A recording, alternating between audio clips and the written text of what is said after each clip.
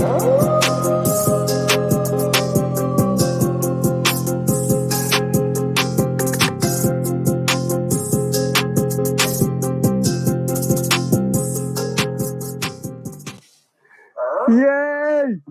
What is up, guys? Episode 19. We're back at it. 19. Worse than a crack addict. 19. 19. Yeah, so 19, bro. We're nearly 20. We're nearly 20 years old. We're getting there. We'll be there. Before you know it, probably like a week. We might be there in a week. We got a hell of an episode for you this week. Trust me when I say this, it's gonna be crazy this week. And ain't it always crazy, bro? I think the craziness has just gone slightly up today. Because this week is no holds barred, bro. No holds barred. No prisoners taken. We're going in. We're gonna smash it. Speaking of no holds barred, I want to get this out of the way. We were supposed to have a guest this week. Unfortunately, he ran into some life situations. So I want to give a shout out to Jay. Jay from Show Your Crips. Yep. He is the homie. He was supposed to come on the podcast today, and he had some man juiced up over there. Yeah. We will be getting Jay on the podcast because we are also doing Show Your Crips next week. Well, it'll be this coming Sunday.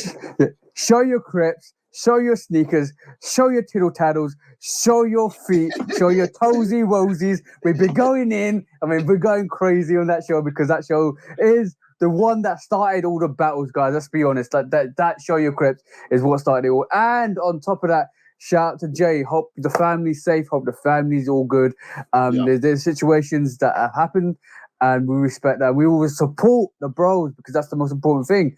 As always keep saying, we're supporting the bros. We're making sure they're good. We're making sure that we all support each other. We all grow together, and we all grow and be successful together. Because at the end of the day, I don't want to be doing this alone, bro. I'll be lonely at the top. Look. Without that being said, man, like that, it's just a dope platform. Jay, the excellent host. So once again, shout out to him. We don't know exactly when we'll have him on the podcast, but he will be on the podcast. He wants to come in next week. He wants to come in next week for sure. Well, next week. There you have it. Next week. There you go. And I'm gonna pay it. This is quite funny.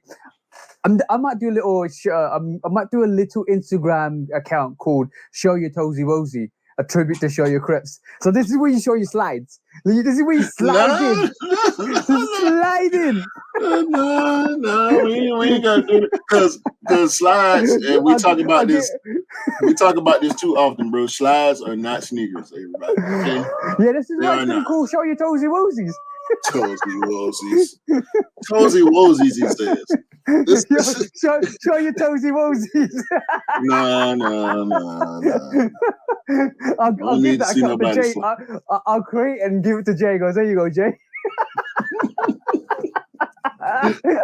That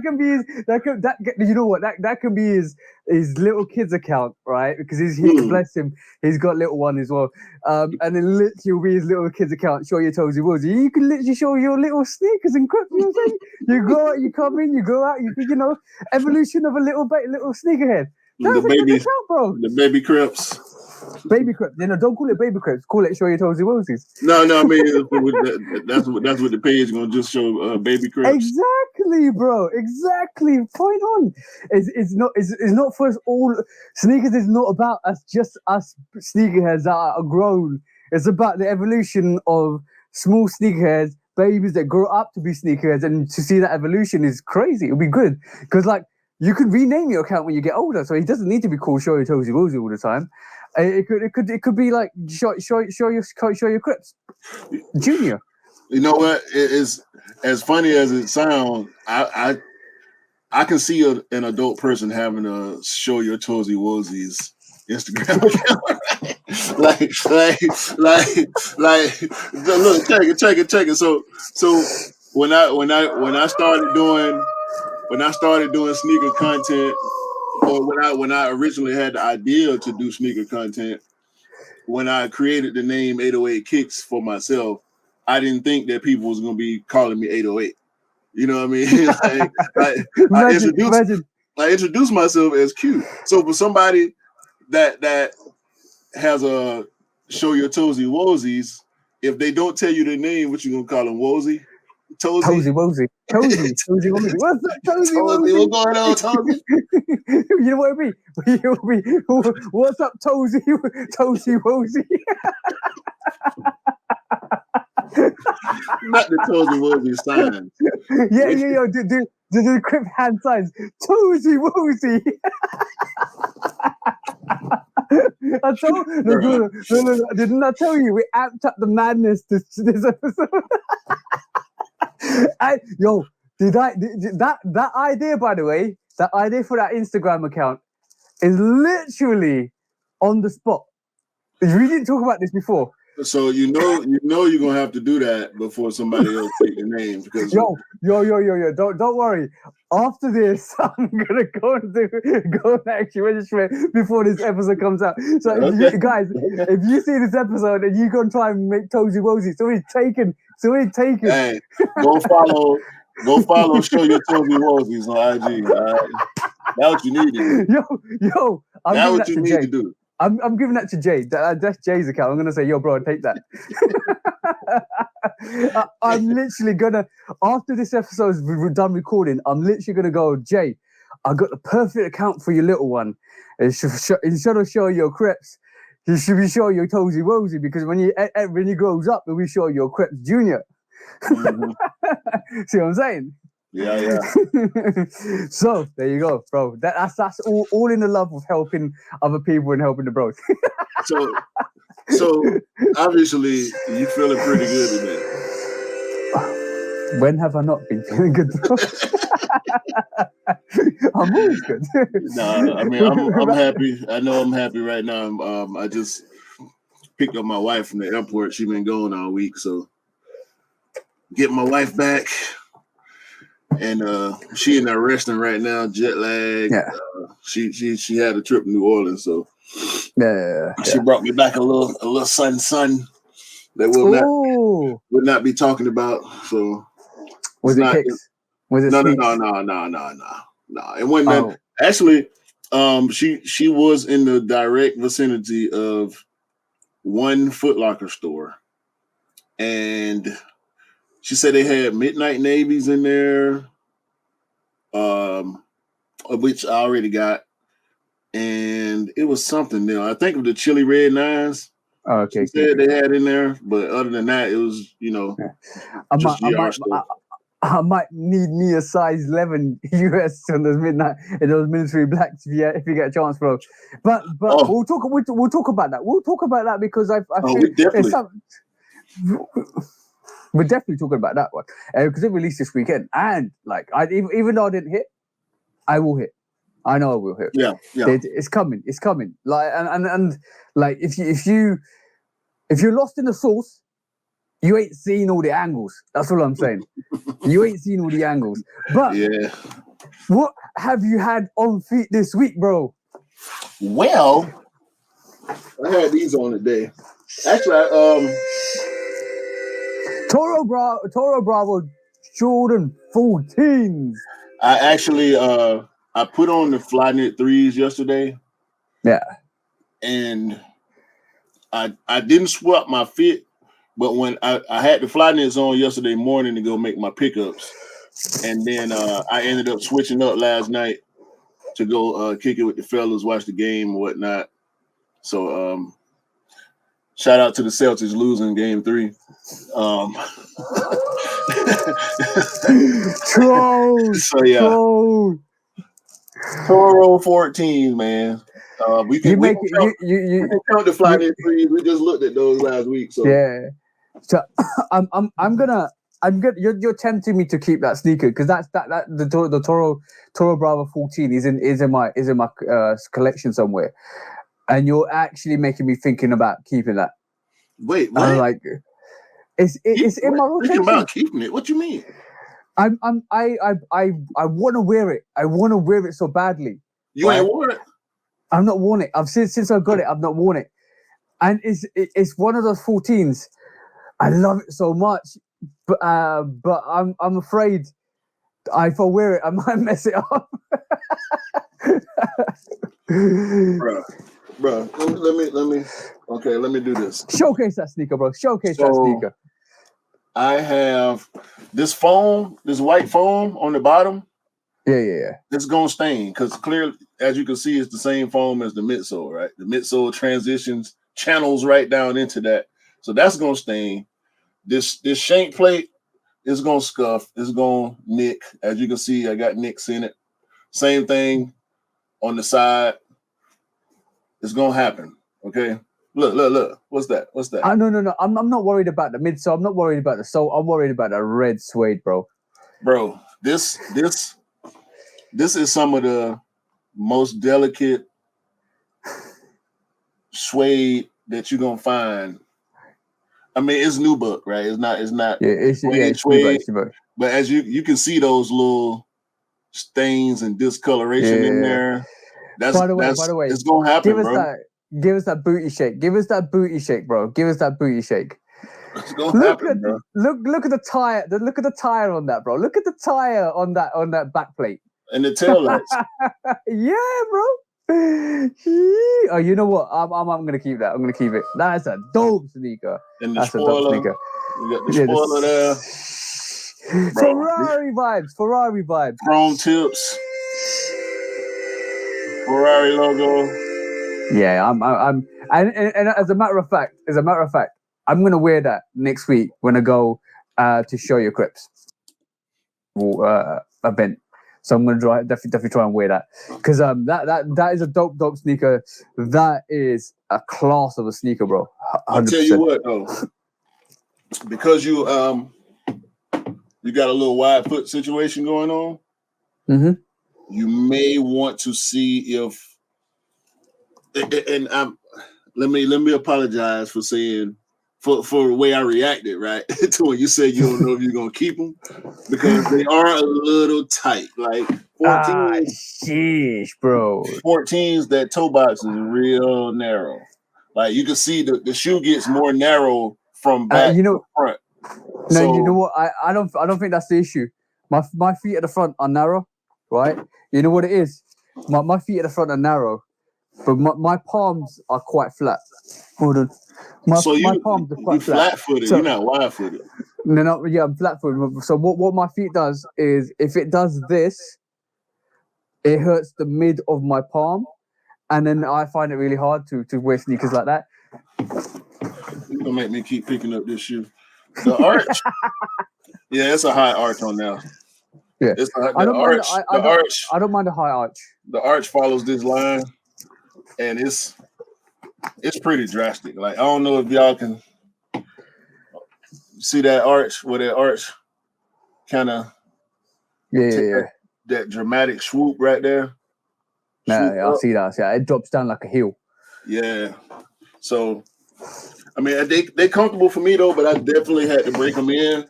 Obviously, if you're listening to this, you should go and check out the YouTube video. Because that will show you where the arch is, where the drop down is on the 14. I got that sneaker because I love that sneaker. That 14 is absolute gorgeous. It reminds me of the red Ferraris.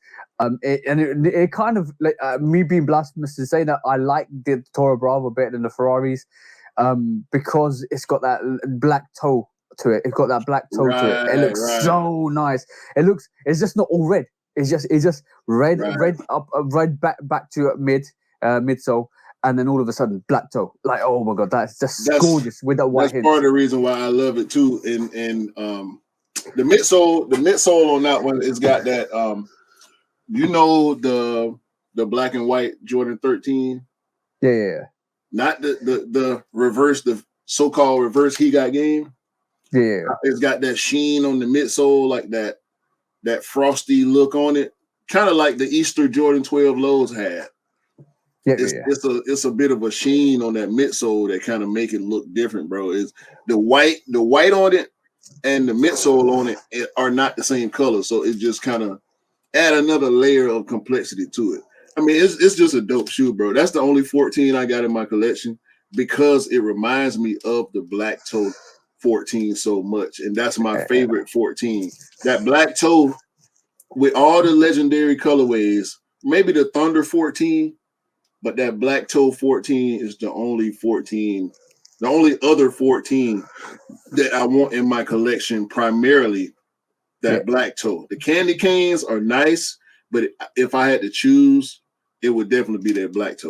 Yeah, and that's what that Toro remind me of, minus the lines on the side. You know, I'm gonna tell you two secrets of mine. Right, literally, this is just between me and you and the people in the Shoe Dog podcast that listen to this, right? Because not only was I looking to get rid of 14s, right, I was looking to get rid of the COJP silver, all silver COJP, right? Okay. Because it was silver. But you know what saved it? What? When I got the Midnight Navies, so COJPs. No, not only that. Then I got the Bordeaux / maybe COJP 30, just COJP ones. I meant, by the way, I meant ones, not 30. Sorry. Ones, and then we got the Green Gorge. It's not a pack, bro. It's not a pack, bro. It's not a pack. It's not a pack. It's a silver tick. It's a silver tick situation. The COJP pack consists of leather tongue. Consists of two and a possible. Because we all know that, bro. The biohack is possibly a COJP, right? Yeah, it's a silver tongue situation. But it don't come. The biohack don't come with the COJP branding, and it's not a COJP original from 2001. You know what I'm saying? Yeah, exactly. The 2001, obviously, there was 2001 pairs of the silver COJP. There was the Midnight Navies that came out with that, and they came out with a special suitcase, and they tried to replicate that like a couple of years back. But yeah, I know that there's only silver in the Midnight Navies. They're the original pack, but the Bordeaux comes with everything except for the leather tongue, bro. The leather tongue, that's what made the difference. And exactly. And like you could be tempted to just rip out that tongue and put a leather tongue in, but I'm not going to. But they are the COJP junior wannabes. Junior wannabe. Wait. So are you saying the Bordeaux ones are poor man's? No, nobody said poor man. Nobody said poor man. That's what you said. Junior wannabes is different than poor man. There's no poor man situation here. Is a wannabe a COJP, but they never got me a liver tongue. Maybe. Okay. So and the green gorge is that same kind of system where they're not giving you that leather tongue, but they're giving you everything that wants to be a COJP but it's not a COJP because I think the stigma with COJPs is that leather tongue. Not a lot of people like the leather tongue, so they gave you the border with the what do you call it, normal nylon, and they're giving you the green gorge with the normal nylon. But to me, I like the silver tongue. Yeah, I like the leather tongue. Yeah, I like the leather tongue. I do. But that's the one thing that kept me there. Like literally had to move it in up there. It's up there, right up there now, because it's something I was gonna get rid of, because I was like, it's too silver. And then when I got the Midnight Navies, I kept that. My thought process changed. The Bordeaux ones came out, and my thought process is like, can't get rid of this now. I want to wear it because it's nice. Not only can you take an amalgamation of photos of the similar silhouette, when the Green Gorges come out, I'm gonna do a reel where I just transition from like the COJP silver pack. Stop. Don't take our ideas. Y'all, they're not for y'all. They're not for y'all. Okay. Don't take our ideas. No more ideas for the people, all right? No. You can try it, but you never succeed it like I do. No, the execution will be different. Every execution will be different. But Big talk right there. No. My execution will be different to anybody else's execution because it'll be different or better. Different or better. We got to. No. You gonna answer this question? Different or better? It's the question. Different. That's the question. Different. It's gonna be different. Okay. It'll be different. Okay. It'll be different.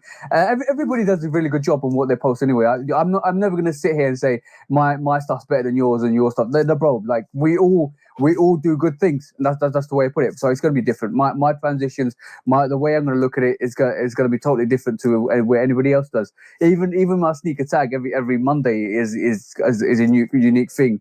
I jump into sneakers, I jump out of rooms, different sneakers, I walk and transition. So all of that stuff is just because I just like having fun with it, and that's to me is like, yo, let's do this.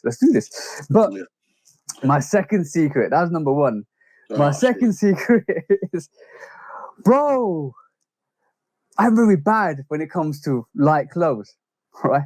So I tell you a story. This is everybody calls me everybody that I know personally that I see day to day or my friends around me. They call me Storytime TJ, right? They call me Storytime TJ, right? Because when I hit the gym, and by the way, I'm going to start hitting the gym again because I need to get back to my physical peak. But when I was hitting the gym, I used to go in there, and it went literally.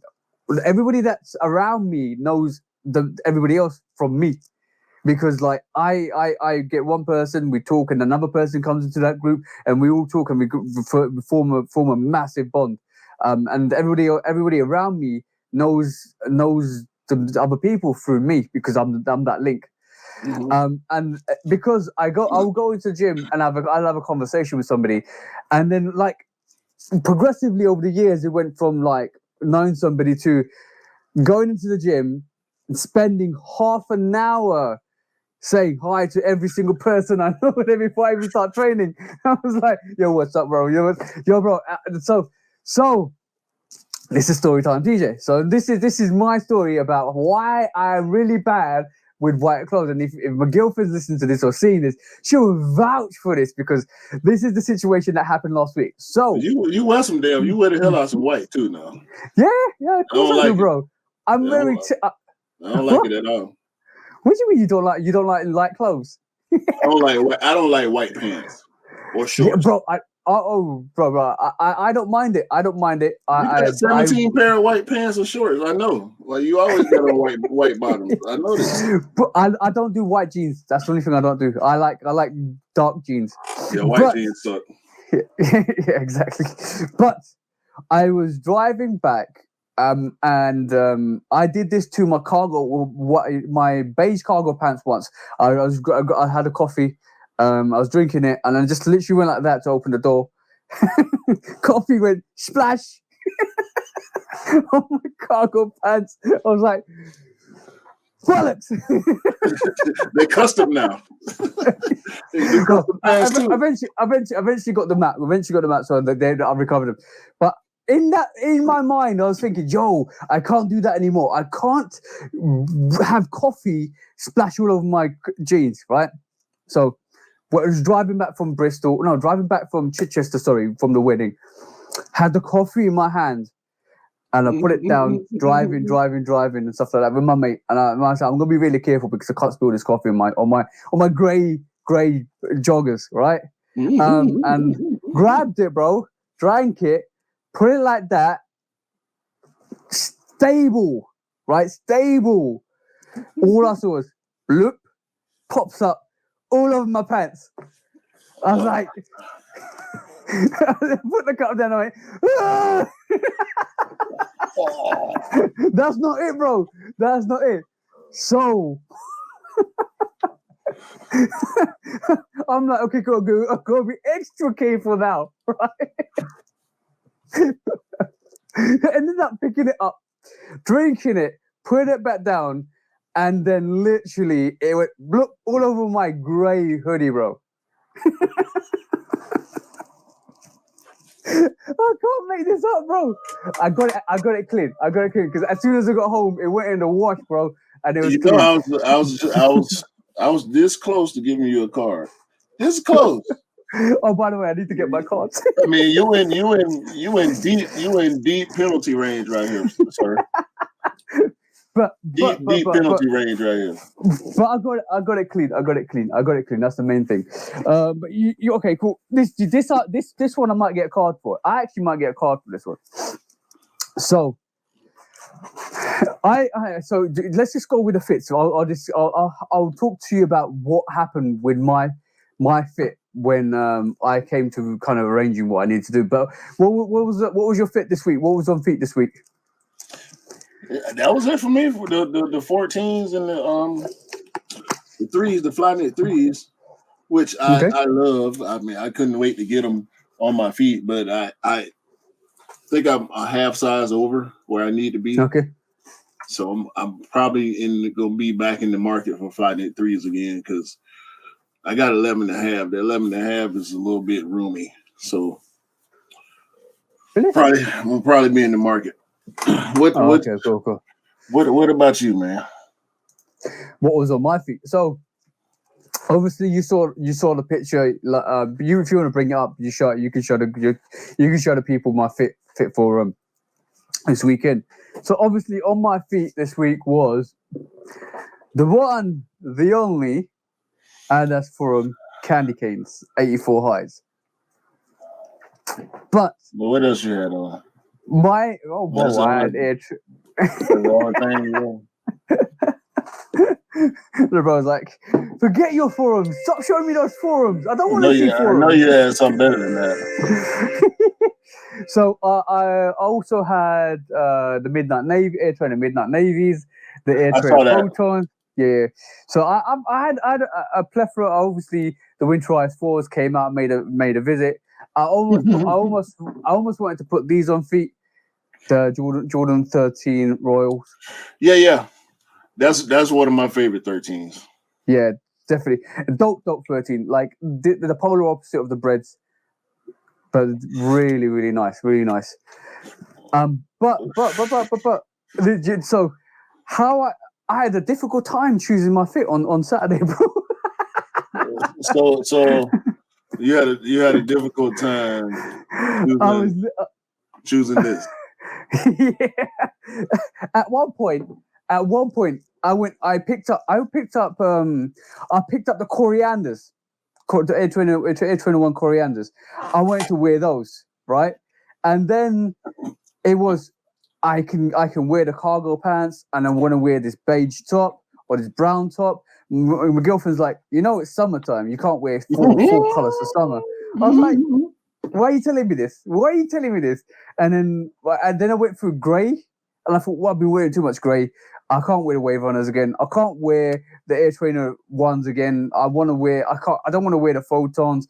Let's get something better on.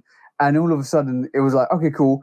I can wear the Forums 84 Candy Canes. And what can I wear? So I ended up choosing the bro. Mike Pierce, shout out to the bro. I bought his all red pairs joggers with part. It's got paisley print all over the joggers. So I was tempted to wear that, and with a white hoodie. Then it came to the point where Mrs. like, nah, they don't really. It won't go together. It's too much. So then I ended up wearing that gear, which is like just a very like beigey cream hoodie with the Keith Haring joggers and the Forum. They're a very nice fit together. It went well. I could definitely say it went well. Good fit. Yeah, them Keith Haring pants dope. Even though I don't like white pants, if that was the only color those came in, I would probably have to get those. Yeah, they're definitely dope. I'll have to be very, very careful. That's a perfect that pair of sweats. I gotta go back to it because this pair of sweats right here is 2 of the 4. I can wear 2 of the 4 Gatorade ones with. Yeah. I have yet to put together a fit for them Gatorades since I got them. Like I did wear the purple ones, and I put together the best thing I could based on what I had. in my closet already, but them Gatorades, as much as I love them, man, they're hard to match up. They're hard to match up. They're hard to match up. Different. That's not regular orange or regular purple, blue. You should try to get the Gatorade merch with it as well, so it can match up better. It's hard to find, bro. Like you can't even get Gatorade merch from Gatorade. Like they don't sell actual merch on their website. So most of the stuff that I've seen is third party and it's vintage, and people they want $70 for a Gatorade T-shirt. Like, bro, I can make one for $20. You know what? It's going to come to a point where you basically say, "I'm going to make my own merch for these." Trust me. Well, that's kind of what's been in my head already. Like, I got some designs already. You've seen a few of them. I've worn one of the shirts that I designed on the podcast, but I'm thinking I might end up just going shirt hunting and just find shirts that go with them. And whether it's a design I create or something I find out there in the wild that go with them, I'll buy that too. But I probably won't. I'm gonna be sitting on the Gatorades for a while before I bust all four of them. The purple ones I already seen the street, but I really want to put the blue ones on the street before long, man. But by the way, that hood, that T-shirt you got on, damn, bro. Don't worry about it. No, this ain't nothing. This ain't nothing, man. No, bro, that's just a fire hoodie. I mean, fire top. That's a fire. I wish it was a hoodie. But bro, imagine that. It's easy to find stuff, man. Like I'm a T-shirt guy. Are we having the whole fashion conversation right now? Yeah, I'm a T-shirt guy. So like most of the time y'all gonna see me with a T-shirt on. And I try to rotate my T-shirts accordingly, but I end up wearing my favorites multiple times anyway. So it's like I got T-shirts. I got T-shirts right now that I've had at least 10 or 15 T-shirts I have for a few years, and they still brand new tags on them and everything. So it's all about finding that right fit, you know. Yeah. By the way, I totally forgot. Bro, I picked up something this week, and it was an exclusive access on the sneakers app. When I was watching a live. You ready? By the way, I totally forgot. As we're recording this, the review for this is already out. I totally forgot. I saw. Right? But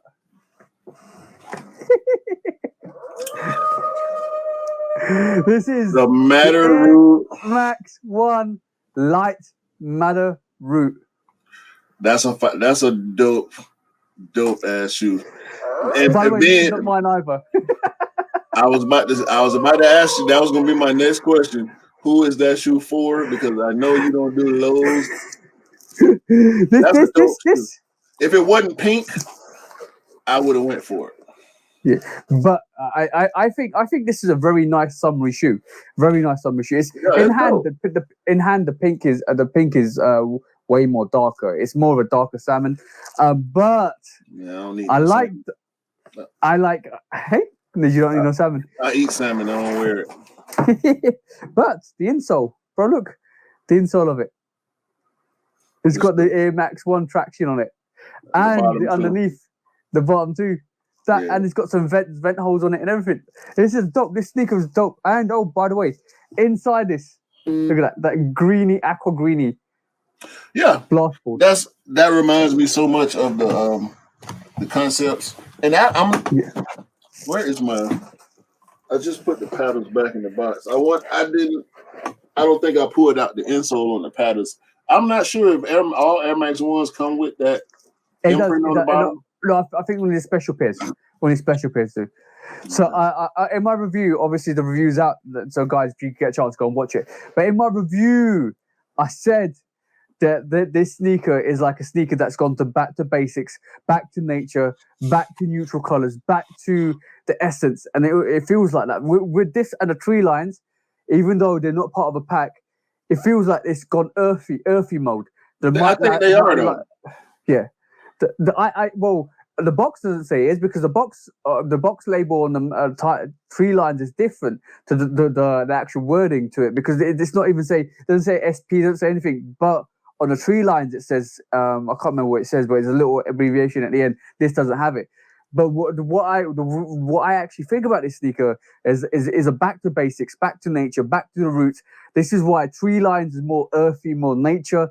This is called a light matter root, which is even the root, the essence of everything. So basically, this is why I think this is a hell of a sneaker of summertime, and it's a hell of a sneaker for just the rotation. That dark sole there, that browny grey dark sole is so dope. And the look at look at that. That in itself is just a magnificent sneaker. It's too much salmon for me, man. I like it though. Oh, by the way, the laces. If you can see that, guys, the laces on this, right? I can't see it. Oh, hold on. The laces on this, yeah, it's got this like green. See that pattern? Slightly. Hold on. I'm gonna turn this off. See that pattern? Look at that pattern. Okay, yeah. You see it? That. Yeah. That's dope. That is proper dope. I almost look glow in the dark. Yeah, it's got the beige of the toe, the lime of the green, and then all of it salmon. It's dope. It almost looks Susan-esque. Susan-esque? Oh, you know the Air Max 1 Susans? Okay. Yeah, so it almost looks Susan-esque. It's a great sneaker. Great sneaker. This is for the bro, Mr. Scott Simpson, that's completing that tree line, Air Max 1, light matter roots. I'm a bit disappointed because when it showed up on the sneakers app, I think I had a chance to cop 2 because my girlfriend was on it. She clicked it a little bit late, and I could have copped 2 size 8s, one for Dale who wants it, one for me, for Scott that wanted it. So that one's Scott's. If I'm gonna keep my eyes, I think that's gonna be a bit more of a bigger release later on because it's not really released, to be honest. But it will release. Just on sneakers. Yeah, on sneakers. Not exclusive on sneakers was quite nice.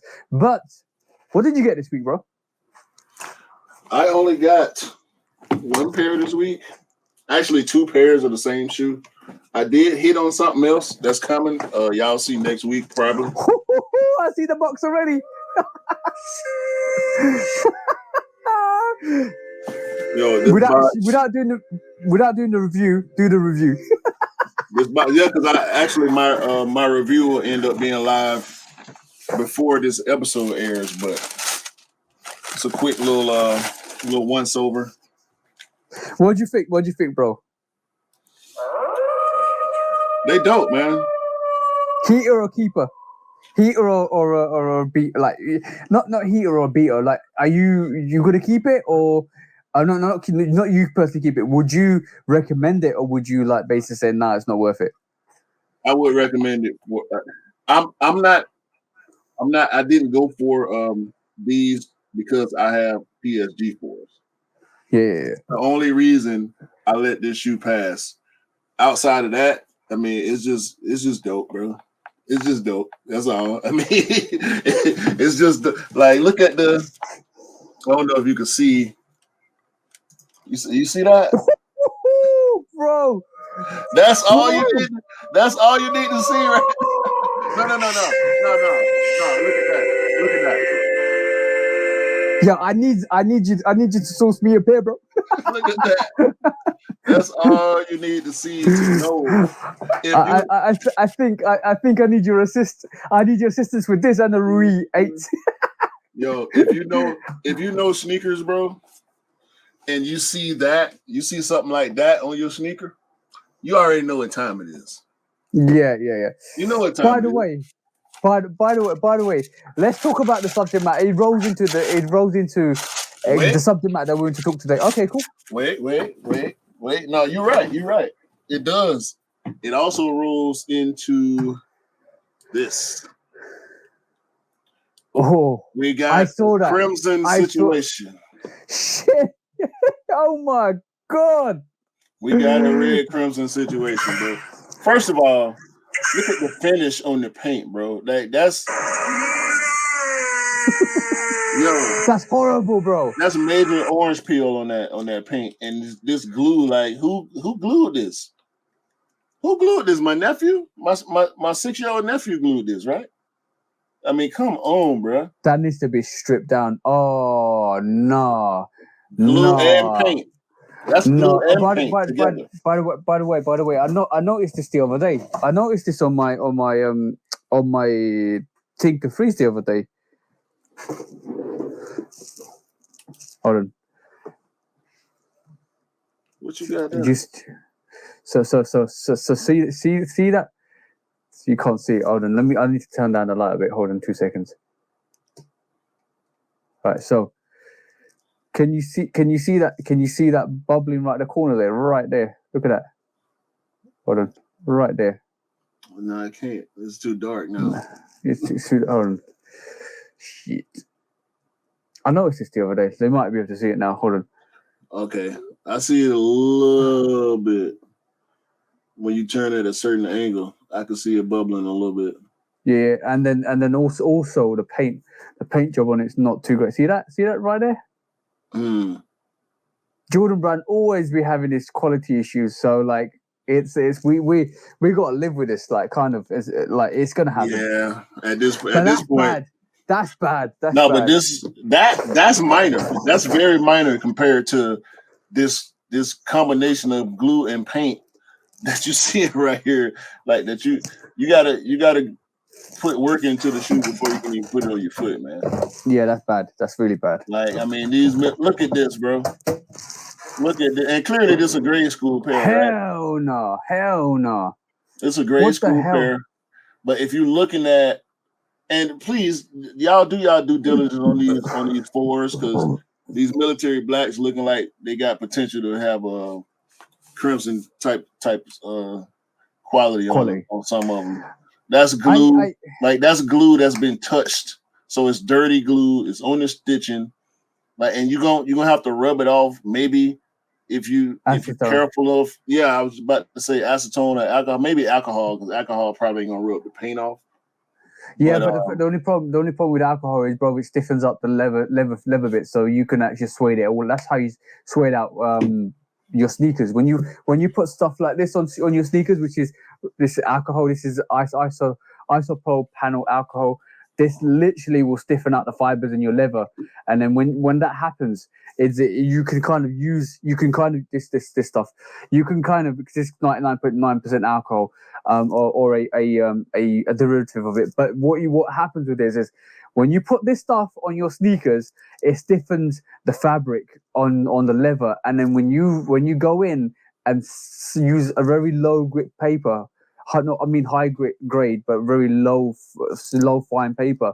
You can suede out your sneakers, and I've done that. I've actually done that on one of the sneakers. Where is it? Yeah. So see this. This is one I done earlier. This is all suede now because I put some alcohol on it, or that, and that there is sueded out. Look at that. Can you see the action? See that? Yeah, I can see that. Yeah, and this is leather. By the way, mind you guys, this is my crazy sneaker. I do like samples with. So if you put alcohol on it, it's gonna stiffen out the leather bits. Unfortunately, so that's the scenario you're gonna be dealt with. Oh, that's bad, bro. What the hell would that happen? This is horrible, bro. You need leather filler to fill out the bloody leather on that. No, that's glue. That's glue, bro. That's dirty glue. Look here. Look, you see this spot where my cursor is? Yeah. That's a spot of glue too. So that's glue right there. Like you can see, I don't know if I feel like it's the glue, because you can kind of see a glue line right here along the bottom of the back tab. Yeah. So it looks like the glue, when they put the shoe together, maybe the glue pushed through the stitch holes or something like that. I don't know. But that's bad, bro. That's just bad. I came across this on Twitter, and I had to bring this to everybody's attention, especially people that are getting their pairs shipped, people that ordered online and getting their pairs shipped. You gotta look out for this, bro. This is definitely what we need to give that sneaker. Yeah, that's Oh, bro. Again, the sneakers app and Nike doing some foo-foo quality. You guys, everybody at Nike, you're getting this for your quality checks. Yeah.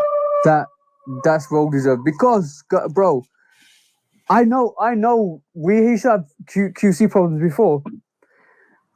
I know, as a matter of fact, them swapping the production line from the old Vietnam Chinese workshops to the new ones is causing this problem.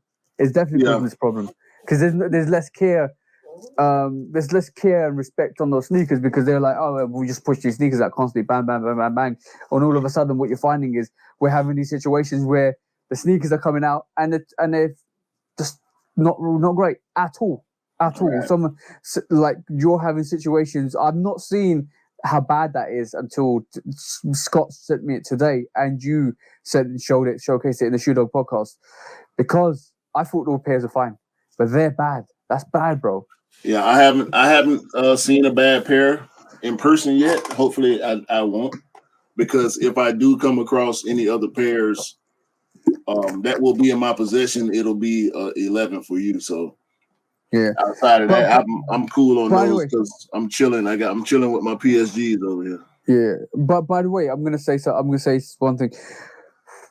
Those military black 4s weren't limited for you guys. I don't know. I hit on 2 raffles. I didn't try on sneakers because all I needed was those 2 pairs for the bros. Yeah. I know people got pairs, but they were hard to get, bro. They were really hard to get in the UK. I know Mr. V got a pair, at least a pair. I saw quite a few people that I know personally that got pairs. Yeah, a lot of pickups too. I didn't really see. I saw a few Gotham's, the sneaker Gotham posts from local people here or people that just people that I know from IG. Yeah. But I think there was a lot of pairs in stores. Yeah. Maybe they gave it the OG treatment because it was, you know, a military a variation of the military blue, but I feel like I think there was a bit more limited elsewhere than the US. But saying that, guys, I'm not going to get them for resale just yet because I think this is one of the situations where we're going to see restock after restock after restock, especially outside of Europe. Outside of the US. Sizes were popping on release day, late release day. I was seeing posts 8, 9 o'clock at night. Sizes were still popping on certain websites, so they're gonna be out there. It's gonna be 3 days removed by the time everybody sees this. Because of course, Saturday the 21st was May 21st was the release date. Yeah, but I don't think as many people went for this shoe as they would have, let's say, a year ago. You reckon? No, because stuff's starting to sit, bro. Like just the Midnight Navy 6, bro. The fact that my wife saw that shoe in store, and I've seen it in store, multiple pairs, not full-size runs, but I've seen pairs on shelves, grade schools and men. So it's not the same as it was a year ago. We starting to get back towards a little bit of normalcy in the sneaker game. We getting back towards how it was in 2018, 2019. Bring it. we know COVID caused a lot of problems. It caused shipping problems. It caused production problems. Like we were just speaking on Nike with the production flaws. Some of that is a result of COVID. Some of it is a result of just people being bad at their jobs for whatever reason, whether it's laziness, whether it's not enjoying the job or whatever the case is. Ain't too many people that enjoy their job in the first place. But I do think we're starting to see a little bit of a rewind, even more than we were seeing a month ago. Yeah. Or I remember the Bordeaux 6s. they kind of sat around for a little while. You know, the utility 12s, they sat around for a little while. The court purple 13 sat around for a little while. So we're starting to get a little bit. Hell, brotherhoods restocking every damn day for the past week. Brotherhoods every day. Brotherhoods sitting, and it's crazy, man. It's fucking ridiculous. So that's jokes. That is, but it's good though, because this is what we need.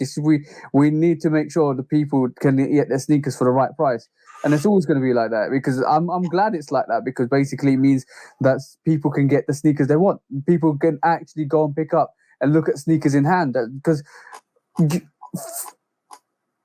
I'm gonna say this: fuck the hype. Yeah, for sure. For sure. I don't care. I look. I don't care if nothing's hyped. I don't care if nothing's hyped. Right? I don't care if nothing's hyped. I will get the pairs I want. Yeah, and that's the most important thing, man. Get what you like, because when you. I don't care if nothing's hyped. No, hold on. That shoe was hot now. It was a little. Yo, it didn't sit here. Nobody went for it. I didn't see nobody that I know that goes for Jordan 13s like I do, first of all. But secondly, that I've got that. That's got that. That shoe was hype here. There's a lot of early pairs.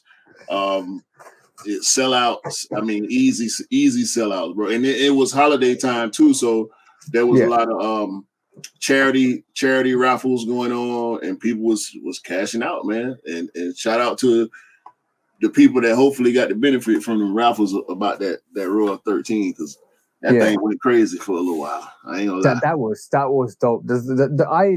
I'm going to look. So I'm gonna do a new segment on my YouTube channel. It's called Blast from the Past, right? And I'm gonna do another segment called just a rotation. And I'm in that I'm gonna go in and talk about the history of the sneaker. What I've got in my rotation that is of that sneaker, so like a Jordan 13. I will go through all my Jordan 13s and I'll tell you why I love Jordan 13s, the history behind it. So I'm gonna just start kind of bringing that content onto my YouTube, as well as the blast from the past. So looking at sneakers that you don't know I've got, but I've got. So that's going to be interesting. But wait for that, because that's going to be pretty good. Speaking of sixes, speaking of hype, what we doing over here? What we doing over here? I like it. What we got? I like it. Jordan 6 red Oreo. Red Oreos. You know what? You might be hyped. They will sit here. They will sit in the UU. Who asked for this? I didn't, but I'm glad it's there. So those must be comfortable shoes. I bet you could walk all day in shoes like that and not feel anything. It's this for me, bro. Shoes like that. It's this for me. This outsole from the infrared 6 should not be on this damn shoe, but it's there and I love it. I don't want to buy this shoe, but I want that outsole. I just want the outsole. Just sell me the outsole, Nike. I'll give y'all $40. You know what that sneaker? You know what that sneaker's saying to you? Come here, Q. You know you love me. Nah, look, I'm looking at this toolbox. That level looks dope, bro. That level looks so dope.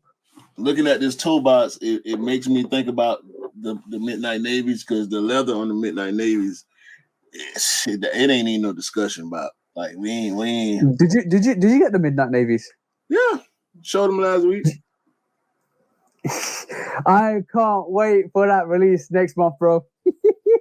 Yeah, we got them earlier than y'all for once. But also, while we looking at new stuff, and y'all send all y'all hateful comments right at me, okay? Send them here, because I don't give a damn. I want to talk about this. What the hell is that, bro? That is the Jordan Zion 2. I And know the it's Zion hard, 2. bro. That's hard. I don't care what nobody say, bro. I don't care what you say. I don't care what nobody, none of the bros on IG. Yo. None of my, I'm gonna say this.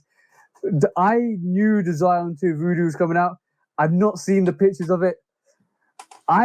It's a sneaker. I talk need to about it. process. I Talk need to about it. process it. I need to Talk process about it. it. It got a swoosh on it. It got a backward swoosh on it too. Man, look here, man. Nah. Do you know what? I'm gonna be honest. You know what that reminds me of? Travis. No. Get his name out of my mouth. That reminds me of the SC highs outdoors, but and Nah, even no. I get it. I get that. You know why? Not this, not the silhouette, the colorway. Yeah. But if you know when you get a volume dial and you like the SC highs are like at 3, right? And then you just turn that to like 10. That's almost like that colorway, but then more on top of it. Like the green's added. See what I'm saying? The green's even more greener. The brown's even more browner. See, right. That's what I'm saying. We switch up the saturation on that, and you give it, and then you go. There you go. That's what that reminds me of. This is why I'm saying it reminds me of the SC high out. Was it outdoors? Outdoor. Or outdoor? Yeah. These hard, bro. Like I don't care what nobody say. And the reason why I like this colorway, right? And we know Zion, as long as he is playing for New Orleans, he's probably gonna do a voodoo colorway as a tribute just to the city that he's playing for. However, I like the Bio Boys. No, you know what? I'm not even joking. That whole concept, the Bio Boys, Bayou Boys, that. Yeah. Bayou Boys, I like that because it's just the same to me. Yeah, I like that. It's the same to me as this voodoo concept. He might do a Bayou Boys concept with this one, but as much as I like this shoe, right? Because it's a, I guess you can call it maybe a SE. Yeah, bro, the shoe is dope. Like I like it. It puts me in the mind of the early Jordan Westbrook shoes. And even though I didn't like the Westbrooks, I think this, bro, look at the construction on this, okay?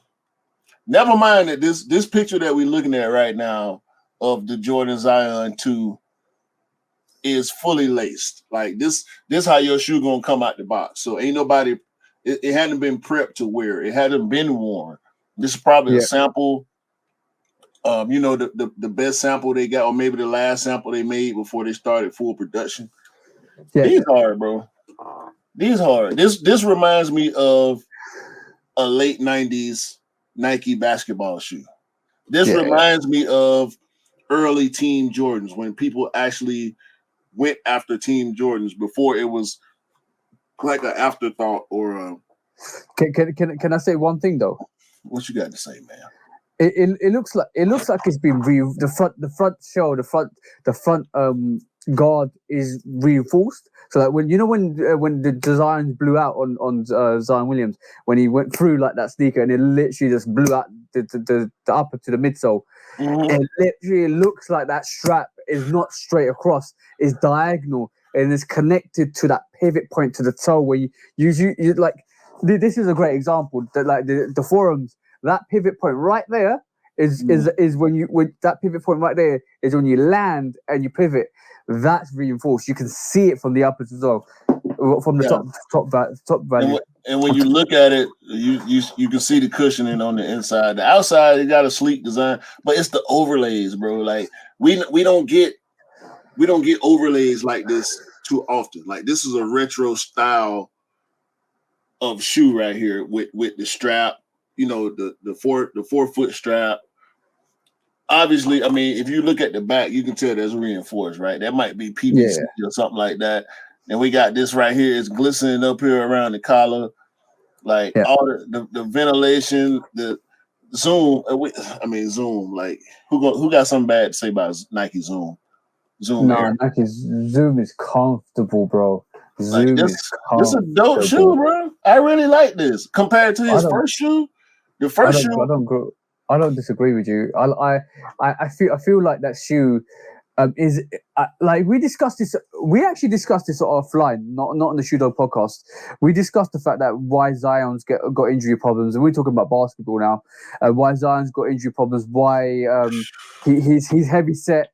He's got power and speed and the ability to do things, but unfortunately he needs to get a bit more lighter so that he doesn't damage his knees along the way. So we was having this discussion. We talked about LeBron James. We talked about the Greek Freak. We literally talked about different players, the attributes that they bring to their sneakers.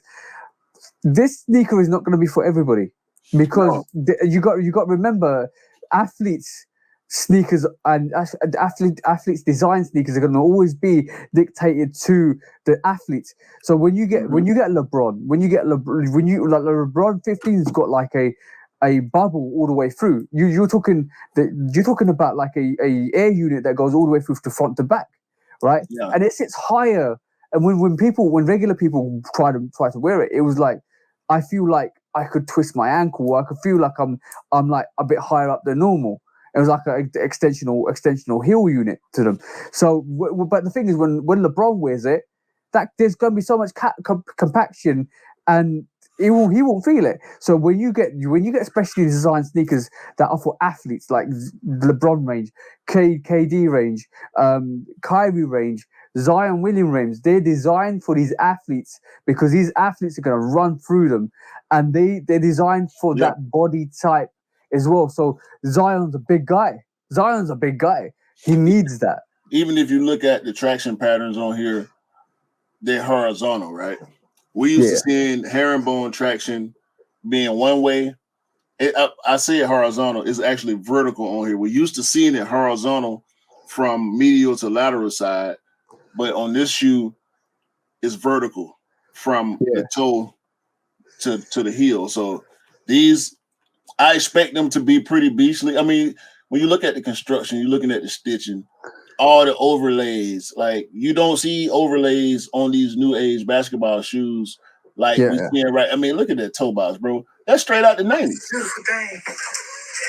That toe box is straight out the 90s, bro. Like Nike and basketball, Nike trainers, like and then when you look at the toe box on this and look at the toe box on the Zions, this is 80s toe box, it's 90s toe box. So you could definitely see like the evolution of the toe box and evolution of sneaker.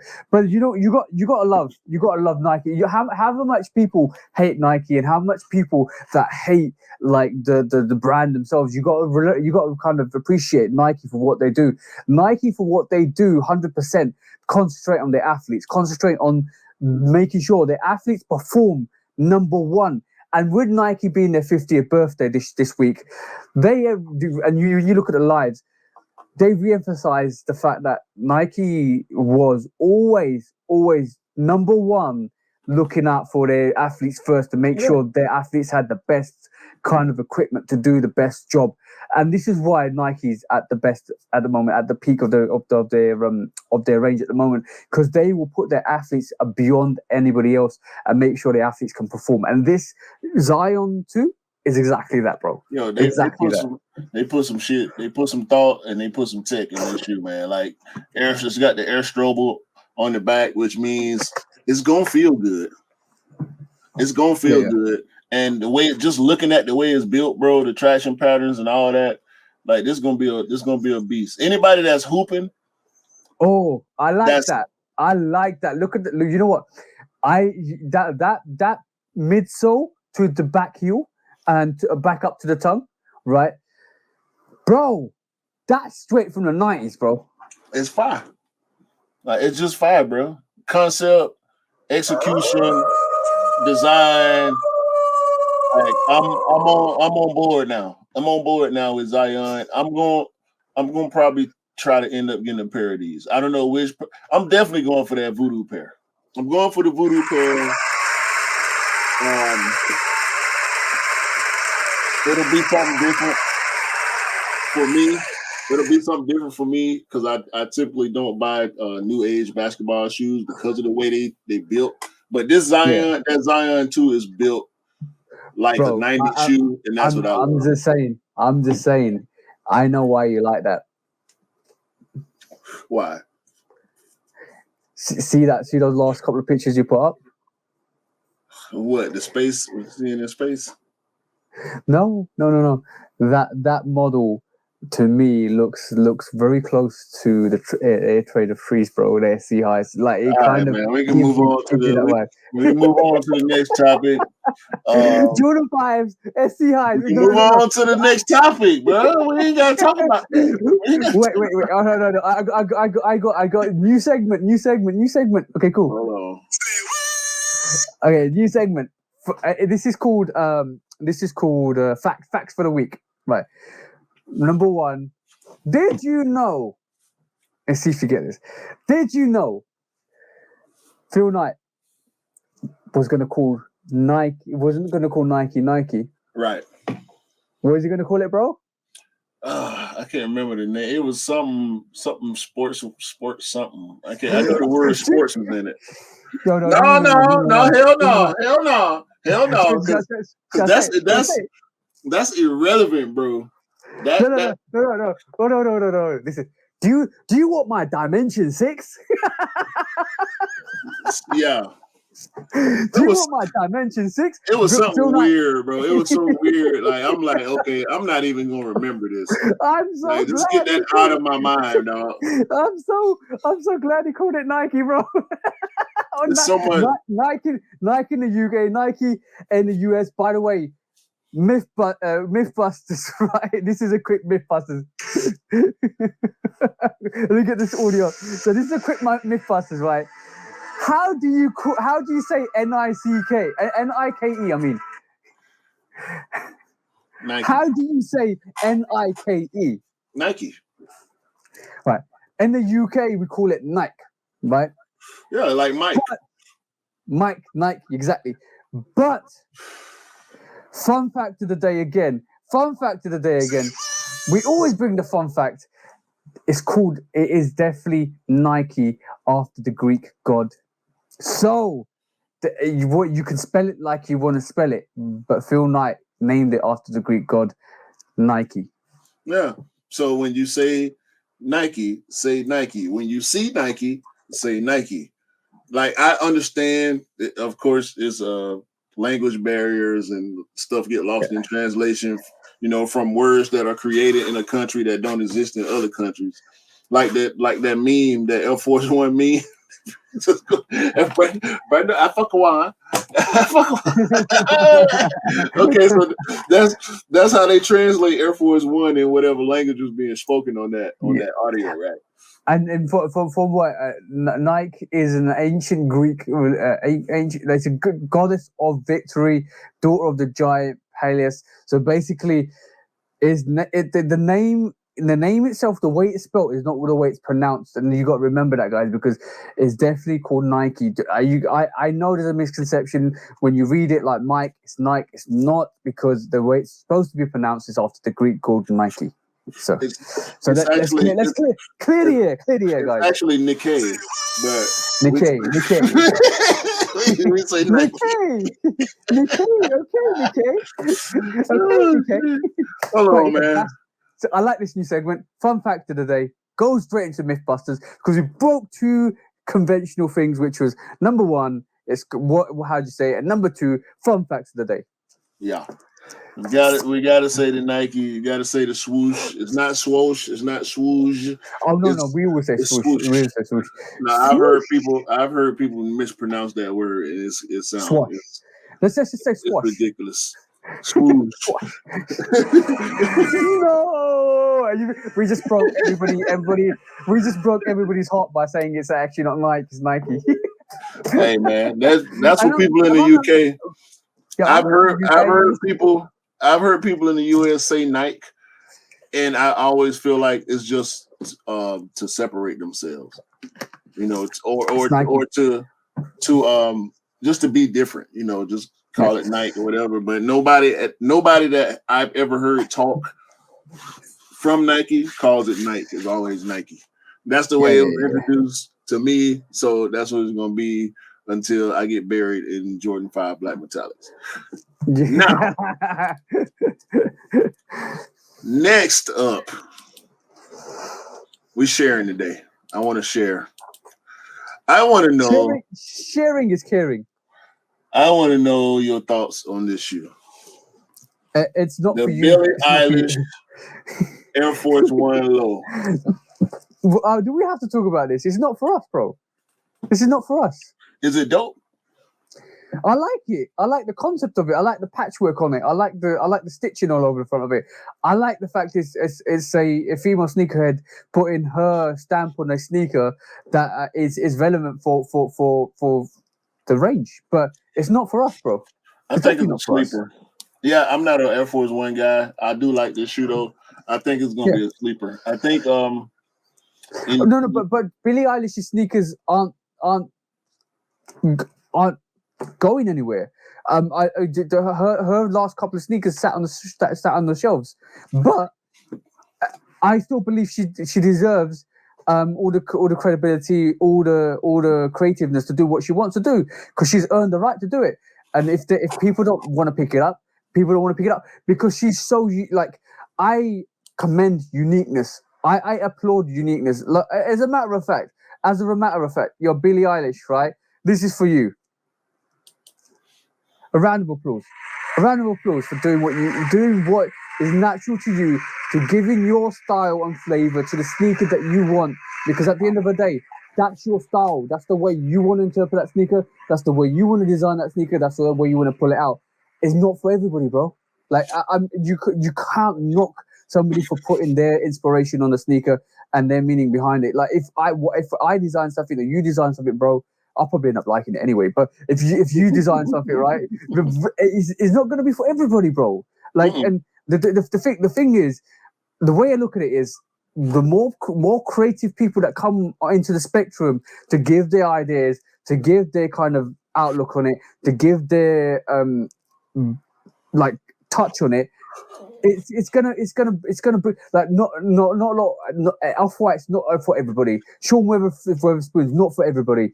Like it's not for we can sit here and say, yeah, I don't like this, I don't like that, mock it or stuff like that. But you still got to give them the credits, and you still got to give them their flowers for doing what they do, because at the end of the day, they earned that right, and they trying to give their inspiration, because Billie Eilish has got unique taste and unique flair, and that she's brought that to the sneaker. Same with Sean Weatherspoon. He's brought the vegan effect to the Adidas range. I love that. Do it. You just keep pushing it. It's like I said, everything's not for everybody, and if everybody liked everything, then there's no conversation. Right. So I respect that, and this is why I gave her a round of applause, because at the end of the day, I like the Air Force Ones, but it's not for me. I liked what she did with the other sneakers, like even the 14. Didn't she do 14? 15, yeah. And she did the ambush as well, all green ambush, yeah. No, that was the AJKO. AJKO, sorry, all green AJKO. It looked like the ambush because it's all green. All green. Yeah. So I respect it. Like there's so much flair and inspiration from people. We can easily say, oh, that's crap, that's thing, but I respect it. That to me. Okay, cool. I'm gonna pull up these, right? We don't even know. We don't even know the concept behind that. Hold on. So we don't know the concept behind that. Did you ever see Cristiano Ronaldo's cleats? Yes. It depends on which one you're talking about, because he got a lot of. I'm talking about the patchwork ones. No, I didn't see those. So he got a lot of heat though, as far as his boot collection. I know he got a nice sneaker collection too, but his boot collection is crazy. No, so they did the Cristiano Ronaldo. You guys see this, right? So they did the Cristiano Ronaldo patchwork 97, right? I actually meant 97. So basically, they did the Cristiano Ronaldo patchwork 97. This sneaker, you got to give it so much respect because this sneaker itself, in reality, that patchwork on that sneaker, I mean, we don't even know what the meaning behind the Billie Eilish sneakers are, and there might be some meaning to it. But that patchwork is kind of similar to what Billie Eilish did with the Air Force Ones, because the story behind this is, in his childhood, his mum used to sew up his sneakers as he was wearing them because they couldn't afford to get new sneakers, to new cleats for soccer. So this is the concept behind the 97, the golden patchwork and the red patchwork, because that all that stitching there on that sneaker is the wear and tear that his mum used to stitch up. That's a hell of a concept, bro. Yeah. Hell of a concept. Love that. So in reality, we don't know what the Billie Eilish inspiration behind the sneakers are. There could be so much meaning to it. It looks patchworky. It looks. I love the beige on it. I love it's an Air Force One. I love the fact it's so different to a normal Air Force One. Then she could have just said, "Oh, I'll do the colorway." But I love it when an artist or even Travis Scott. Travis Scott is not for everybody, right? But the concepts they bring, you have to respect it. You have to respect it. Yeah, it's far cry from Moonlight, but Yeah. Shots taken. Is it time? Is it time for Mythbusters? But before we go on to actually, let's do Mythbusters, and we got another topic, and the topic is revolutionizing sneakers for going forwards. So Mythbusters, let's have a look at Mythbusters. What have you got today, bro? Let that intro play out. What have you got today, bro? Bust us with some myths. You ready? Go on, bro. Go on, bro. Is the Jordan 1 a good comparison for the Adidas 4? Oh, you're bringing it, bro. I don't think so. You're bringing it, bro. I don't. I mean, this type of stuff you like, right? So I figure we can talk about some type of stuff you like. You know, this is wait. 84. Hello, baby. See, you like? see. No, Adidas forums. I sent you this. Everybody. I sent you this the other day because this is the type of stuff you like. This is the type of stuff you need in your life. Right here. That's you right there all day. I like the baby blue. I won't pick that up because I want the OG bright blue. No. You gotta get this one. No. Yeah, it's an 84. Look. They got the yellow lines for you. Look. The age cut look. Look, it's vintage. Look, they got the vintage all down in the crevices for you. But I like No, you like the triangles. You like the wait, hold on, where the triangles at? This one is the triangles. You like the triangles and whatnot, right? That's what you like. So the great thing about the forum is the way that it kind of comes sharp edges to round edges at the front for the toe. So basically, he's got that sleek clut line. I like it. I do like it. But I'm not interested in that colorway. The one colorway I'm definitely interested in is the 84 bright blue. Now if you brought this to me, hold on. I'm gonna show you. If you brought this to me, they got the suede on the little lines. Ain't that what they call little lines? They still got the suede on the candy canes. It's exactly the same. The little 3 lines. Yeah, you like them 3 lines. Look. They got the little flower on there for you. You like them flowers. Look at the materials. Look at the materials. Materials. Yeah, look at that. Look, that's what you like. They made it for you. Now, bro. If you'd brought me this, no. If you showed me If you showed me this, What? Showed you what? if you showed me this, then that would be a different matter. That ain't that. That ain't the same. This I need. It's not the same, bro. Of course, it's the same. That ain't the one you need. That's the one I need. No. I want the 84 Forum Bright Blues. I want those. They're the OG pair. They're the 84 cut pair. They're the ones that Michael Jordan wore in the Olympic tryouts. I need those for sure. It's a good comparison. I think personally, it is a good comparison to talk about the forums and the Jordan ones in general, because basically came out in the same era, performed individually were as good as each other. Jordan endorsed one than the other. It's a good conversation to have. It's definitely a good conversation to have. Whatever. I think forums have a very relevant part in sneaker history and basketball history. They kind of did their thing in basketball. So did Jordans. So without competition, you can't sharpen steel. I don't believe you. you know it's true, but you don't want to believe me. So middle of the day, can you compare forums and Jordan 1s? Yes, you can. Okay, so why did I go to the mall yesterday and see so many forums sitting on the shelves? I ain't seen no Jordan 1 sitting on the shelf. Now that's a different conversation. That's now looking the difference between hype and heat. No, don't do that. Of course it is. Look, so you're telling me if Michael Jordan donned the Adidas 3 stripes, he would never do that.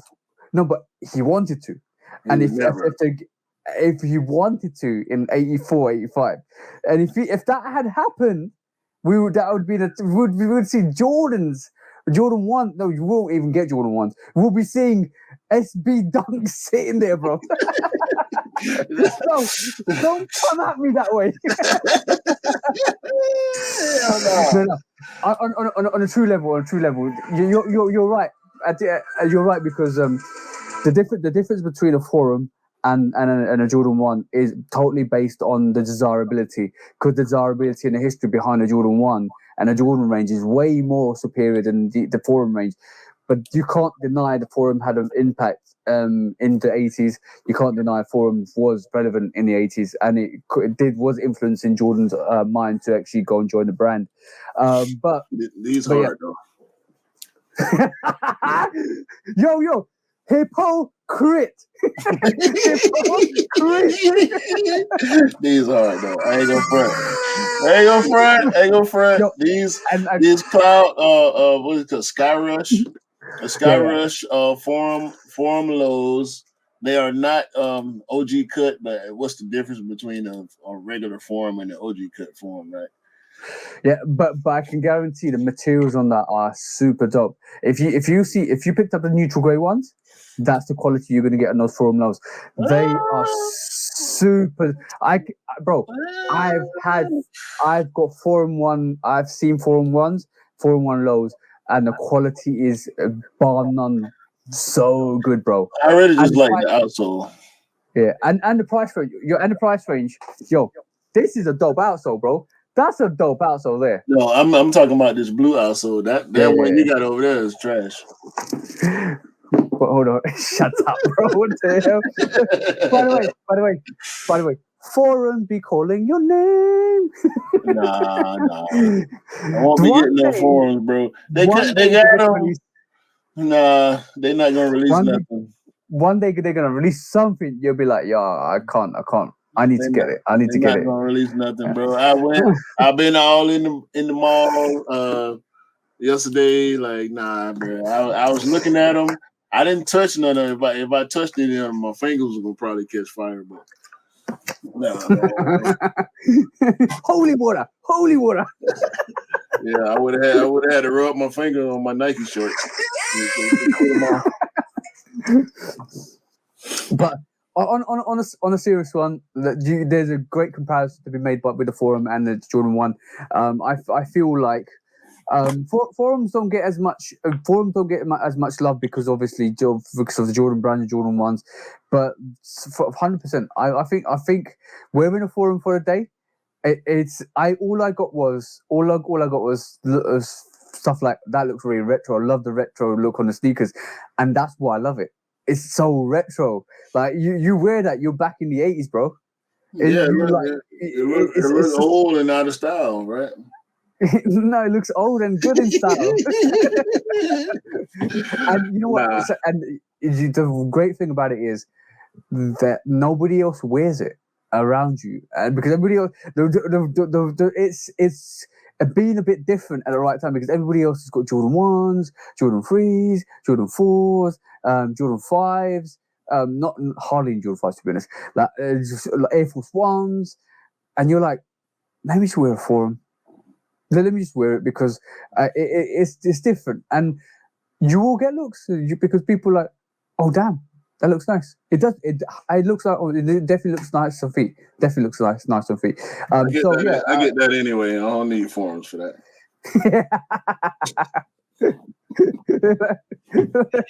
But no, they don't, bro. I mean, I don't hate them. I'm just not. I'm not. And you know what? You have mutual respect for them, but you can't put yourself out there to buy them. I definitely respect them, but they ain't got no air in them, so I ain't. Yeah. Oh, by the way, we will get to that because there is a good what do you call it? Well, I'm just need to look at my notes. There's a good Mythbusters, or not Mythbusters. Did you know fact for the week as well? That this is gonna go deep, but we'll talk about that in a bit. But keeping on with the whole Mythbusters, right? This is a very important one. I love this beat.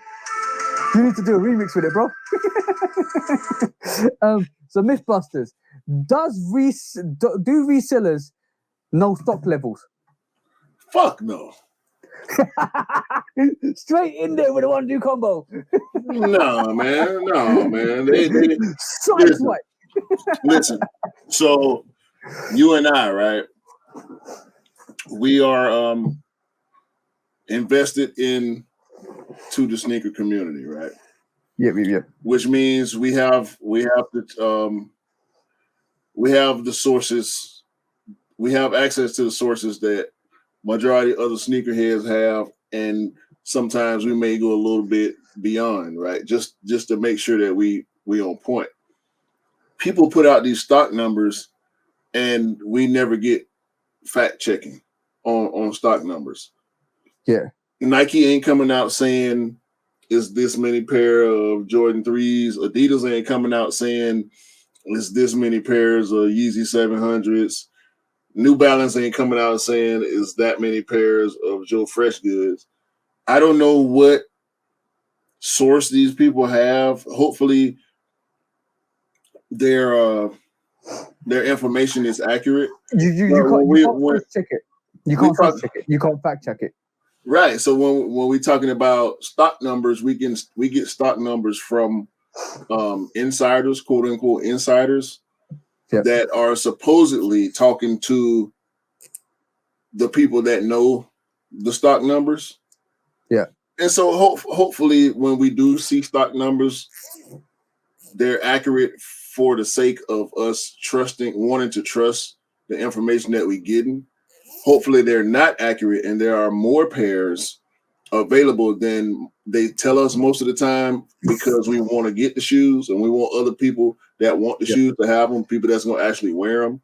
When it comes to resellers, bro, listening to the opinion of resellers, general, just whoever resellers, no, bro, I ain't listening, y'all. I'll give you my opinion on it, because basically I'm gonna put it one way. Why would a reseller tell you the stock number? So he can raise the price. Why would okay, cool. So he control. We know resellers control the market. So if you being a reseller, you got there's about you don't even know the prices. You think it's gonna be quite a lot of stock because you heard from the brands it might be quite a lot of stock. So you know if you pick up the sneaker, it's gonna be quite hard to sell. It's a brick. How do you? So yeah, it's a brick. Like not the best word to use, but it's a brick. So what are you gonna do? What are you gonna do, bro? I'm gonna inflate. I'm gonna try to inflate the price by pushing the demand higher and pushing the supply lower. That's the name of the game. Low supply, high demand, high price. They're not. So these resellers ain't dumb. So basically, when they say to you, "There's 80,000 pairs," like, we resellers think we're dumb, right? Because basically, So basically, I said it the wrong way. Resellers think we're done because if you're lost in the source and you're looking at this information, your instant reaction is, "Oh shit, it's gonna be hard. I need to pay that resale." And I need to pay that pre-sale because they're going to be quite hard to get. So instantly, they've got you hooked. They've literally cast their fishing line out, bang, reeled you in, and there you are. You're a sucker on the end of that hook. So basically, the way I look at it is, if a reseller tells you the price or the reseller tells you the stock level, they don't know shit. So basically, what they're trying to do to you is tell you, I know the number of pairs. They're going to be super limited. Come pick up your pairs. Every time a reseller tells you the stock number, it's high stock. Remember that. Every time a reseller tells you the stock number, listen to what I'm saying. They're selling you a lie so you can get you to pay that resale. That's bullshit. So do not listen and do not get lost in the source when somebody tells you stock numbers online. These same resellers told you last week that there's going to be a restock on the Amamania 1s and Amamania 3s, right, in the UK. And you're going to get a restock of the Mocha 1s, the UNC 1s, all of this bullshit in the States. Did we see it last week? Nope. Did not happen. Did we see it last week? Exactly. Why are you still listening to these resellers telling you there's one pair of this Travis Scott one, there's one pair of this Air Max one, there's one pair of this Air Trainer one? That one pair, bro. I'm gonna show you this one. Yo, they might as well tell you this one pair because you're believing this one pair theory. I need 1,200. It's the only pair they ever made. 30,000. It's the only pair in the city. The only people that really know the stock numbers are the brands themselves. They don't release that information. The people they that probably don't even know. The people that gone, bro. Let's go below the surface. All right. Deep dive. So, loss prevention. How many pairs loss prevention account for? They're not sending out every single pair that come off the line. We know they're not. We know certain stuff gets seeded, right? The seeded pairs are going to always be the best pairs. Anybody that's received seeded pairs knows this. Anybody that's watched content where people are showing seeded pairs, they know this. Whether it's seeded from the brand itself or if it's seeded from a franchise, a third party that's selling these products, right? They're gonna seed the best pairs for reviews, and people gonna go off of that, right? Yep. It's I can't even imagine what the loss prevention looks like on a 1 million pair production run. Yep. So when that number, that 1 million comes out, like with a 11 or like with a OG retro, when that number come out, it's already lower than it is, or they already accounted for the pairs that are going to be disposed of or recycled or destroyed or whatever the case is, B grade outlet, whatever. They got all them numbers, bro. It ain't never no 1 million. It might be 1 point something or 900, blah, blah, blah, blah, blah. These exact numbers, and I see them all the time, and I look at them, and I want them. 80,000. Oh, shut up. It's broke down. They break it down all the way to how many pairs in each side. Now, I ain't talking about going to your local retailer and asking them how many pairs they got. You might get an accurate number on that, but we're talking about worldwide. Come on, bro. Ain't nobody. Ain't nobody on Twitter putting that type of information. If you got access to that type of information, bro, you got better stuff to do. Yeah. You're right. Even the brands don't know how many pairs they've got because basically they just know we need to produce 500,000 of these pairs. We need to do that. Make sure there's loss prevention. So let's add 10 to 15% on top of that. That's the amount we're gonna get. That's the amount we're gonna ship out. This is nobody except for the brands and close to the brands know how many pairs of sneakers they are. Stop listening to these Chinese whispers. Literally, you're getting caught out. You're getting caught out, and no pun intended, by the way. Chinese whispers is you hear one thing, you repeat it in a different way. So basically, stop listening to all the gossip, all the source, and all the bullshittery on Instagram, on social media, telling you there's only X amount of pairs because you need to get it for resale. Because you're getting caught out, you're wasting your money, you're wasting your time, going putting in raffles. And if that was a situation, I would not be getting this UNC one in November, about 6 or 7 months out after it released by Nike from exclusive access. Simple as that. Yeah. That kind of pisses me off, bro. Literally, these people out here trying to rinse you for your money. Listening to resellers is a bad idea unless you got a real personal relationship with this person where you can trust their information, or they're just that into themselves where they're just gonna be straight up anyway, which is kind of rare. Like, I mean, the one person whose name I say a lot, Retro Rick, is one of them type people. Like, Rick don't give a damn about who charging what, or what the stock numbers are, or how many early what. None of that shit. It's gonna be what it is. You know, the market is the market, and we've heard so many times. I can't remember. Hell, the 14s, the Toro 14s. I saw stock numbers on that shoe, bro. That shoe did not restock. It did in the US.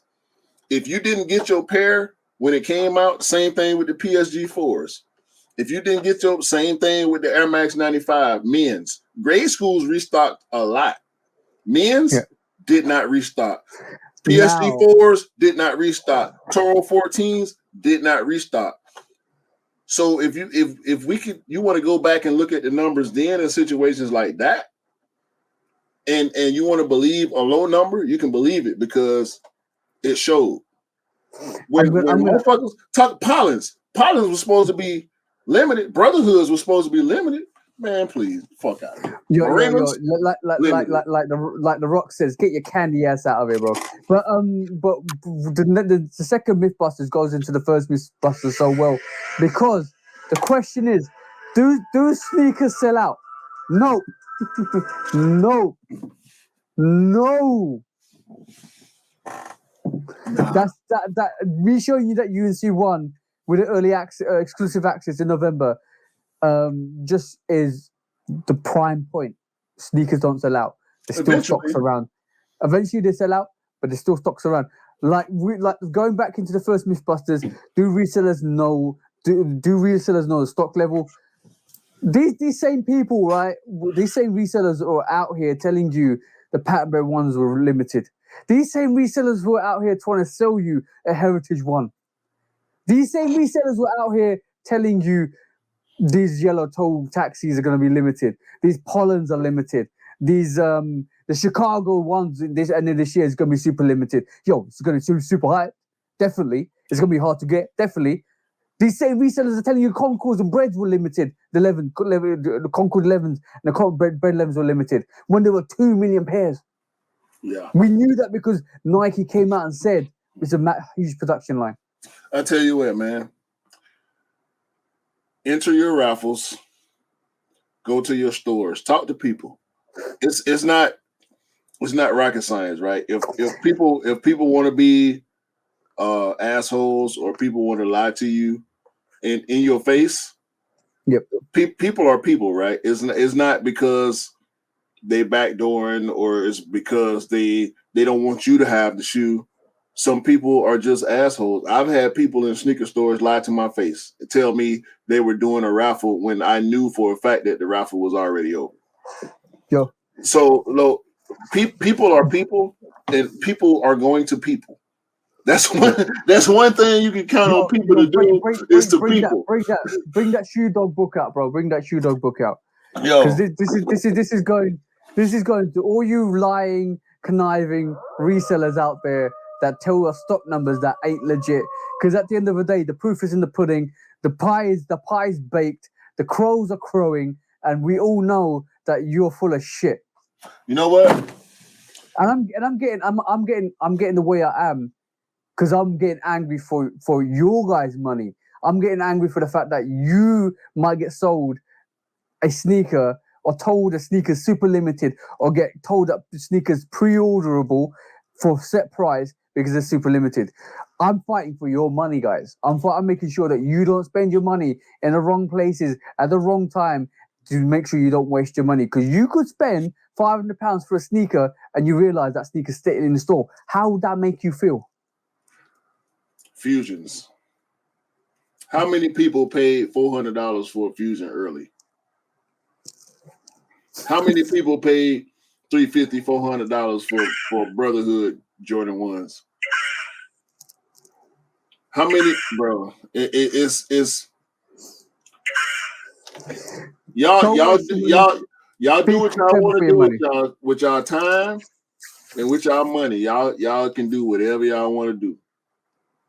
But do your research, do your due diligence. If you're looking at a shoe, if you see the stock numbers, okay, whatever. Is seeing a stock number gonna make you try any less if you really want that shoe? Like, I don't care, bro. If I see it, I'm gonna look at it. Okay, is that gonna change something in my mind? Nah. It has before, and it never ends up being what they say it is. Look, I'm gonna put it in one simple way before we close it, right? Guys, I know your hand's really itchy to spend that money.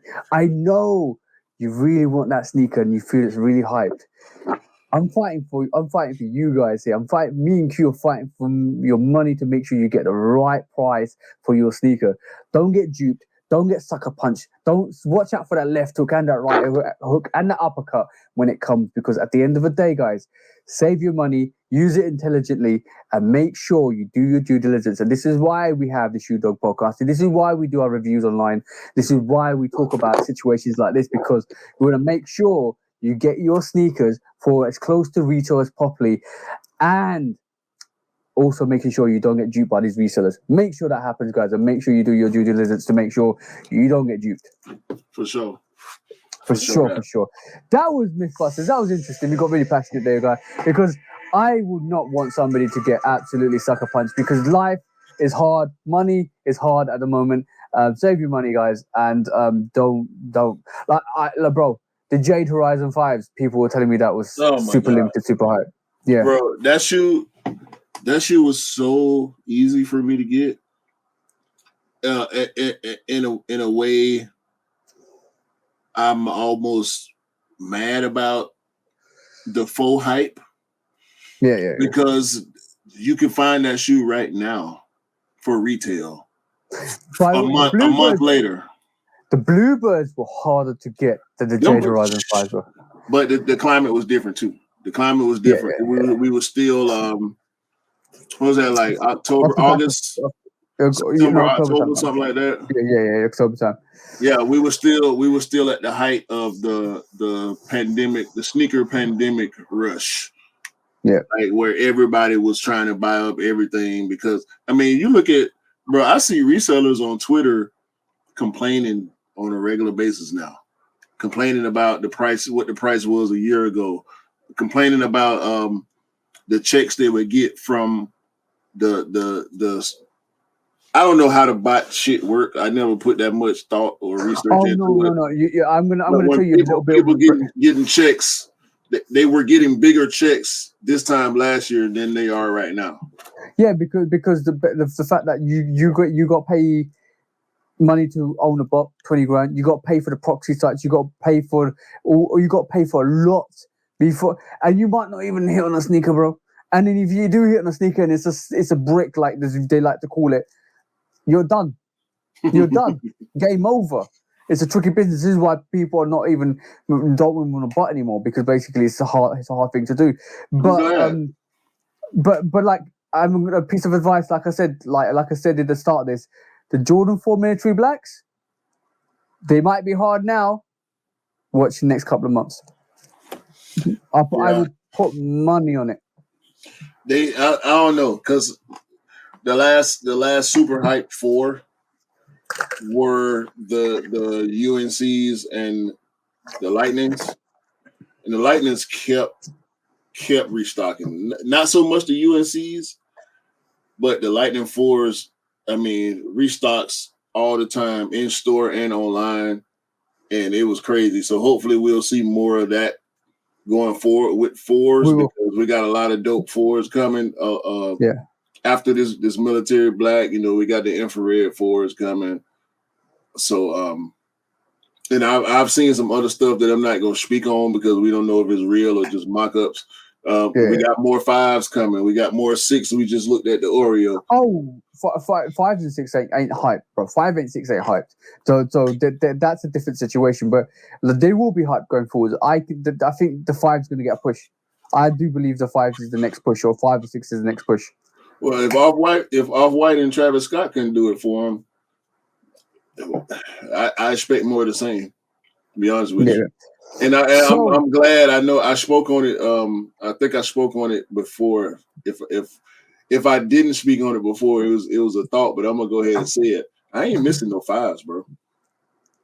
I ain't missed on no 5 in so long. and maybe it's the sneaker guys just looking out for me because they know I love 5s. I ain't missed on no 5 since outside of the Off-Whites. I ain't missed on no 5 since 2019. I don't think I've missed on a 5, but I've had a choice of just skipping on a 5. So the Shatter Backboard 5s, I didn't like the mesh, so I missed on that. But every single 5 from then, I've actually practically got, except for the East, like those Easter joints that came out recently. I don't think they're that great. But like Jade Horizon 5s, Bluebird 5s, Racer Blue 5s, Raging Bull 5s. Every 5 since then I've got over 5 with 5s. I need to wear the 5 with 5s, by the way, soon. And every 5 that's possibly able to get, I've got, because 5s don't do numbers. Like a 1 or a 3, 1 or a 4, or even a 3. But I like that. I like the fact that you can go into a shop and see a sneaker in hand, make a quick assessment, and then come back and then say, yeah, okay, cool. I like it. So next subject, that was Mythbusters. That was Mythbusters. Got very passionate, very very vocal, because we want to make sure you don't spend money on a sneaker or waste money on a sneaker, because life is hard, everything's hard, and you just don't waste your money. Just be intelligent. If you need advice, me and Q are always here to talk to you guys. If you need advice and what you think might happen, what you're feeling a certain way, like I've talked to some of the bros. Not naming names, they could have easily, and some of the bros didn't listen. So that's fair enough, because they were wrapped up in the hype. But the eventuality was the stuff I said was spot on. Pattern bed ones, don't get them with pre-sale. Wait for it. Oh, you missed out. Don't worry, price is going down. Wait for it. Instantly, retail pair. Same thing with other situations. Like I assess, like you do, Q. I assess the market really well. I dig in and then work out what the situation is. I look at trends. I look at marketing. I look at the sneaker fuckery that they do, and I'm like, okay, cool. I understand it. I understand why you do that, and now I understand. And like the military blacks, I missed out this weekend. I'm not fussed. I know they'll probably restock in the US. I'll probably restock in the UK. I'm like, okay, cool. I will get my pair. That's one pair I definitely want now, but I will get my pair. My pair. I remain apprehensive. Just as apprehensive as I was when I first began my collection, and I don't think that'll ever change. It's kind of like when you hear entertainers talk about always having butterflies before they perform. Yeah. They say if you don't have butterflies, you know your performance might not be up to par because you don't have that feeling, that fear of failure that often pushes people towards success. And that might be a bad analogy when we talk about buying shoes, right? But when I enter these raffles, I don't expect to win. When I go line up for first come, first serve, I don't expect to cop. So keeping that mindset for me is helpful because it keeps my my expectations low, and it makes me that much happier when I do manage to get what I'm going for. Yeah. So having low expectations for me is like a defense mechanism, so I won't be too mad. But certain stuff, it's gonna always be like that. Like certain pairs, bro. When I don't hit, I saw your post that you sent me with the trainers, the Air Trainer ones. I don't know, Air Trainer 3. Sorry, SC highs. We'll get to that. We'll get to that. This is a whole different subject, but like for sure, my mentality now since I first started, I used to be pissed when I used to miss out because like this is like 5 or 6 years back, and then more and more now. The more I look at it now, it's like I've got all of these pairs, bro. Yes. I've got all of these pairs. So if I miss out on one, and if it's meant to be, I'm going to keep pulling this UNC one out. If it's meant to be, it will be. Yeah. If it's not, move on. There's always new pairs. There's always new styles. There's always new sneakers coming out. There's a plethora of releases. So if you miss out, don't worry, guys. If it's meant to be, it will arrive at your door. Yeah. Shout out Relic too. I've been talking with him a little bit these past couple of days. He missed out on the 4s, and he really wants that 4 along with something else that we're supposed to be seeing in the next couple of days that we're not going to talk about. Hopefully we'll be talking about it next week when we got pairs to show. Everybody that's watched this is probably already knows because it's already released day before this is released online. Yeah. Bro, but it's funny you mentioned that. Just slightly touching on that. Have you seen the resale price on it? You showed me the resale price, and it dropped dramatically. Rock bottom. Yeah, and I love it. Hopefully, I won't have to go that route, but there might be one of them ones where I have to. I'm gonna say this now. I said it. I put it on my Instagram post. I said it the other day. That sneaker is the only sneaker that's relevant this month. You hate me for that. You say whatever you want to say to me. That sneaker there is the only sneaker that's relevant this month. Forget your Travis Scott Air Trainer 1. Forget your Air Max 1. Forget everything else. Because that sneaker right there is probably going to be one, if not the sneaker of the year this year. And that is going to be in my collection. No way I'm going to miss that sneaker for nothing, bro. I can't say that because the I'm on my year 2 is here. Technically it's next month because they did announce the new release date is on the 1st of June. Yeah. So I reinstate that statement. That's the only sneaker that's relevant this month, bro. Only sneaker that's relevant. If you know me, guys, you know exactly what sneaker I'm talking about. But no, we don't know what you're talking about. We don't need to talk about what you're talking about. That's exactly. But I'm getting hyped. I'm getting hyped on that sneaker because that's not hype. That sneaker's not even been talked about properly by no. That sneaker's not being talked about outside of people that know that sneaker. Nobody's out here talking about that like a Travis Scott or like an Air Max 1. Like too much going on around it. Exactly. And you know what? This is one where it's doing the balaclava, the hoodie, undercover, all black of night, black gear. Nobody's seeing this, and it's perfect. It's a perfect storm for that sneaker to come out. Yeah, I need everybody to forget about that shoe. Y'all know what we've been talking about, bro. We've been talking about this. Oh, next, we're moving on to the next Yeah, topic. exactly. Yeah, that's how we leave. That's how we do it. Yeah. See no evil, hear no evil, speak no evil. That's the three little monkeys, bro. We'll have them next week or the week after. Hopefully, if we got to get them in the mail, we'll have them to talk about them for real. And then we'll talk about the shoe that shall not be named until after release. I think the only sneaker that's going to beat that. And I'm a bit pissed that's not releasing here. I hope they do a shot drop on that. But the only sneaker that can compete with that sneaker this year is a Chicago. And a Chicago because it's an OG. Chicago because it's an OG, right?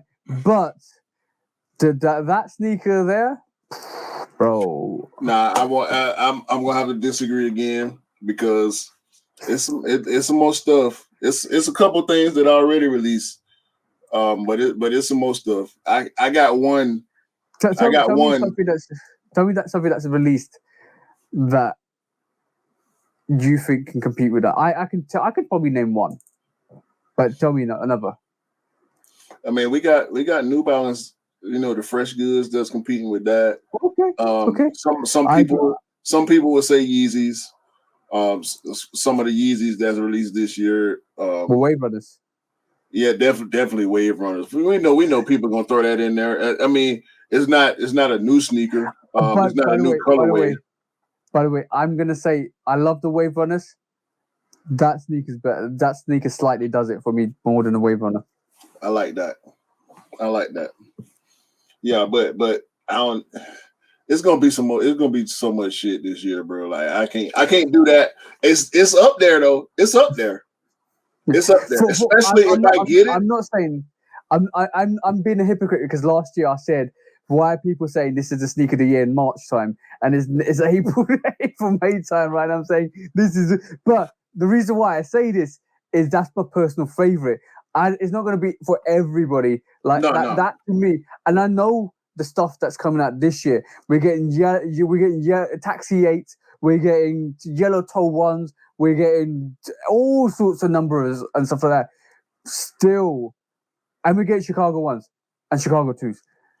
But I'm not a 2 guy, so that this is why I say me personally, one of the sneakers for me personally of the year. I think that I got the DB5 right now, so we'll see how the rest of the year shape out. I got out of the stuff I didn't cop so far, I maybe got like a top 3, top 4, top 3 for sure. That's as far as I can go right now. By the way, if I do cop the DB5, the original DB5, right, that might just kill the game. I mean, hey, you can't details, bro. Details on that DB5. You can't argue semantics by the DB, man. Especially the OG DB5. Like ain't too much conversation to be had about that. Yeah, bro.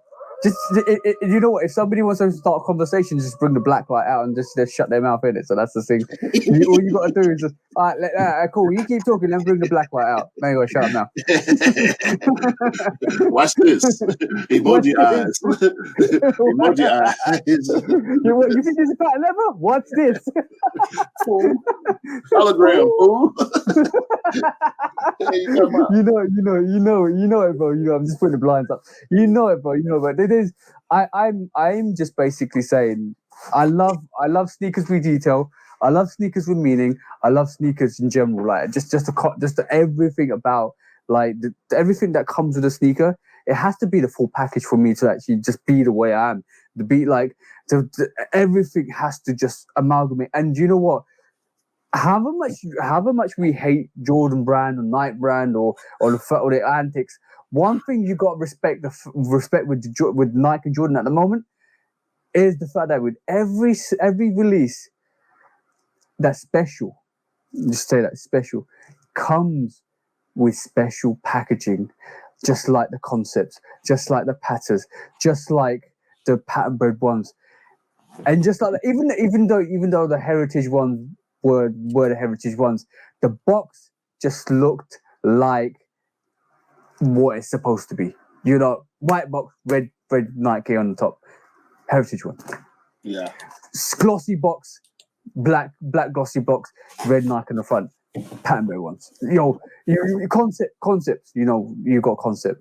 Bro, there's so much like craziness that they come with boxes. It's just amazing. I love what they're doing. And the sneaker that shall not be mentioned, destroys all of them, box wise. Hey, for now, because we know they about to go away from the box shit. So yeah, well, that's gonna be sad. If they do, I don't think a lot of people are gonna be pissed. A lot of people are gonna be pissed. Yeah, it's gonna be sad times. They're gonna have to go back to designing boxes again eventually. But no. Seems like right now they're going with this whole brown box thing. I don't like it. Oh no, they're gonna give you a carry bag in the future, bro. Recyclable carry bag. Man, fuck that bag. Right. Next subject matter quickly is we're gonna talk about Travis Scott and this whole Air Max 1 Air Trainer 1 release. He back this month.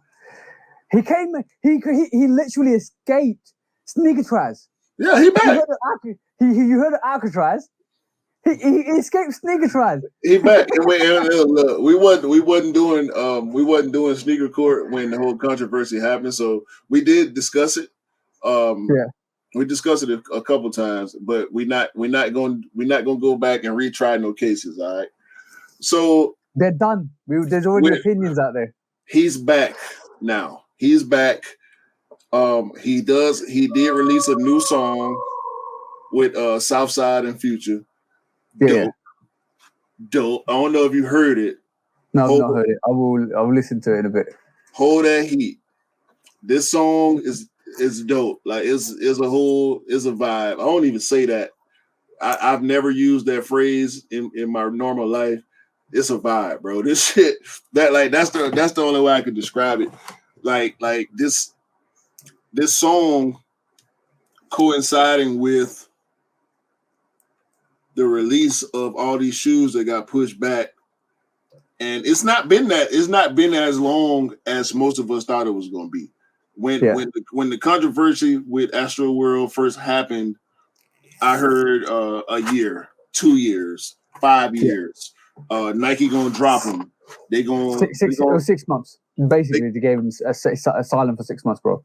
People saying they was gonna repurpose the shoes, they was gonna recycle them, make them into something else. Like they already made, bro. They already started release. They released pairs at his store during the Astro World event. So it's like the pairs are already out here. Not the pairs, but some pairs are already out here.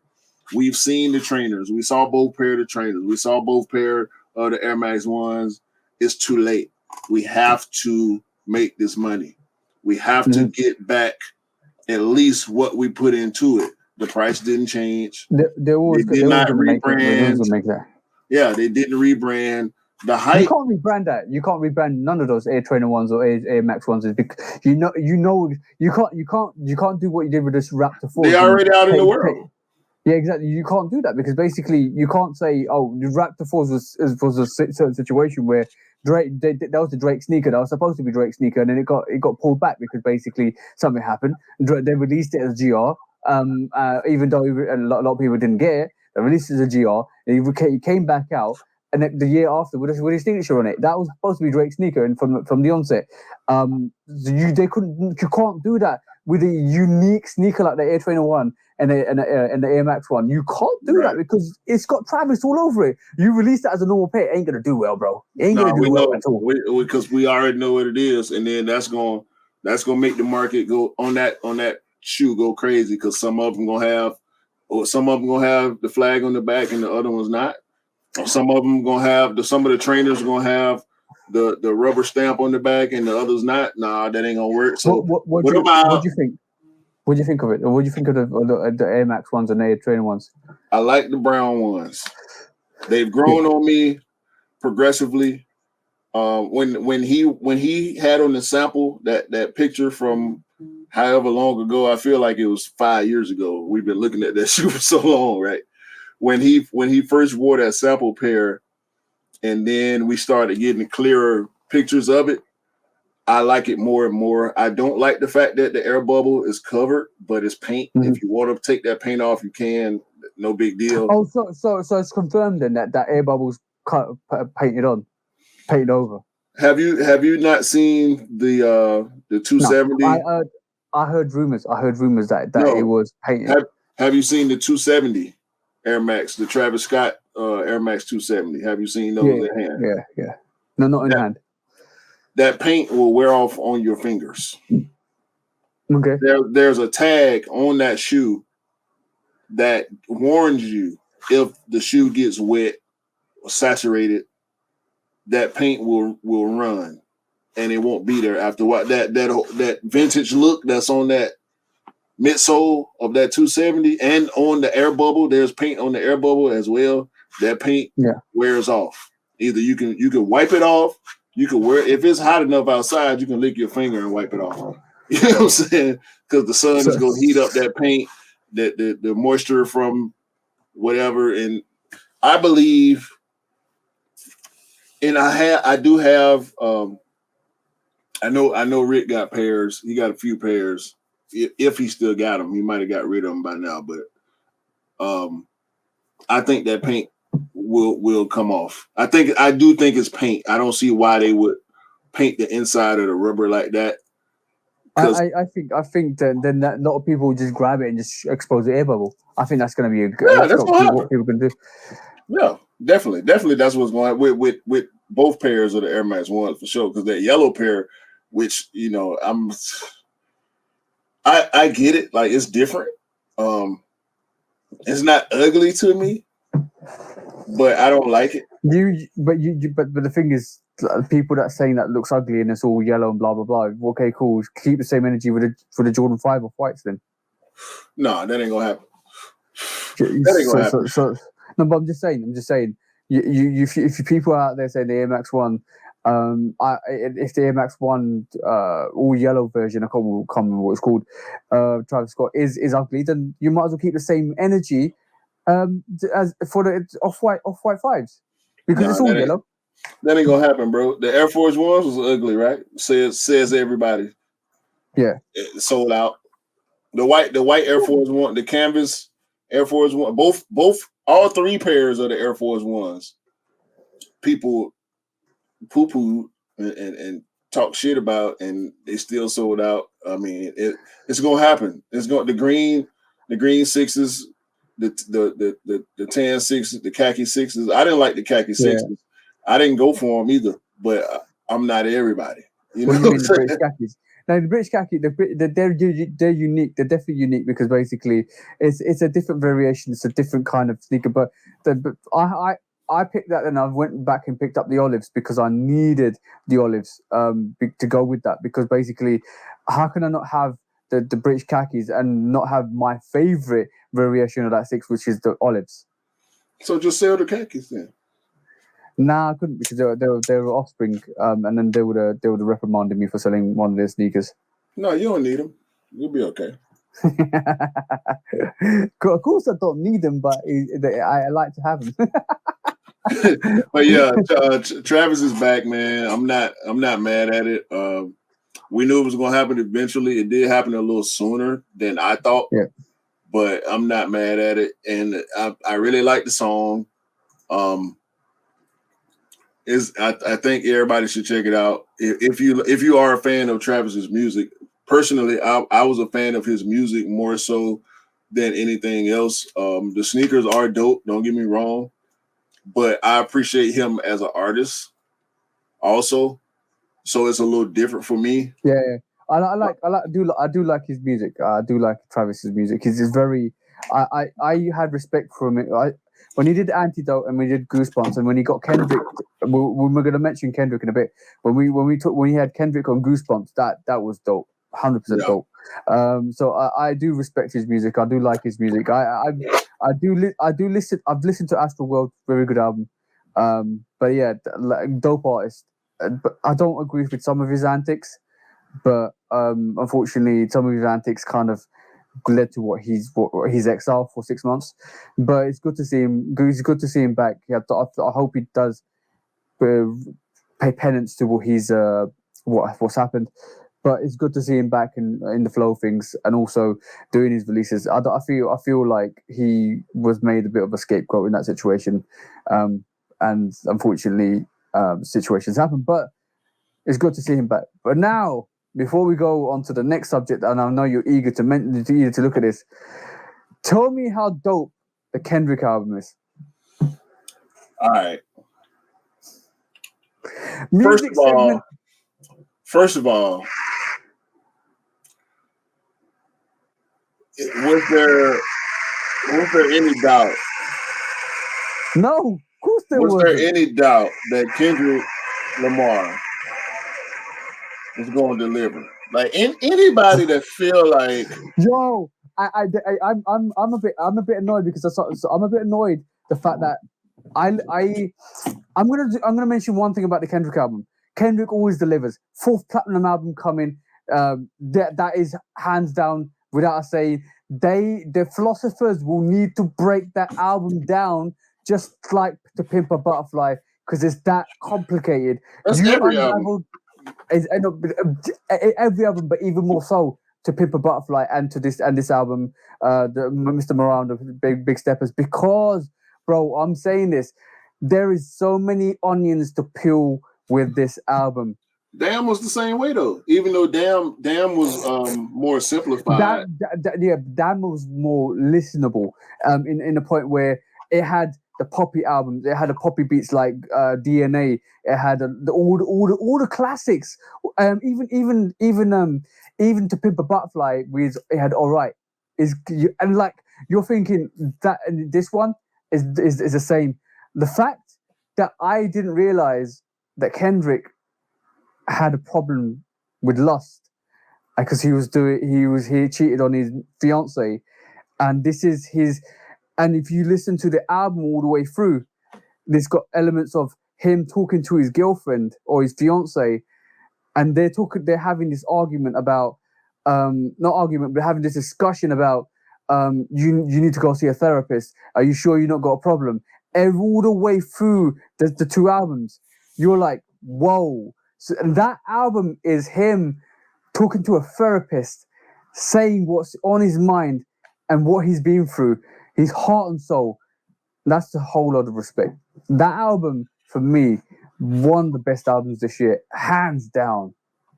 Yeah, see, you said so much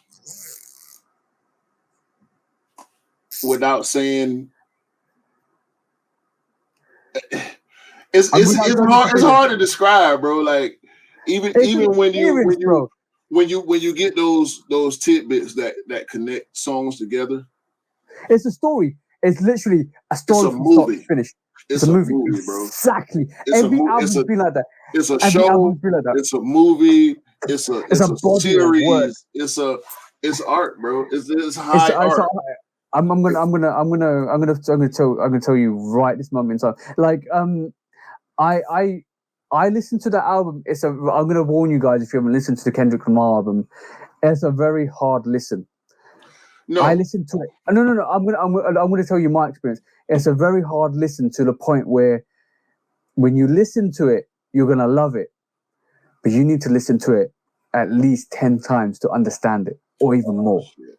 So you trying to that I think that will happen for people that want that.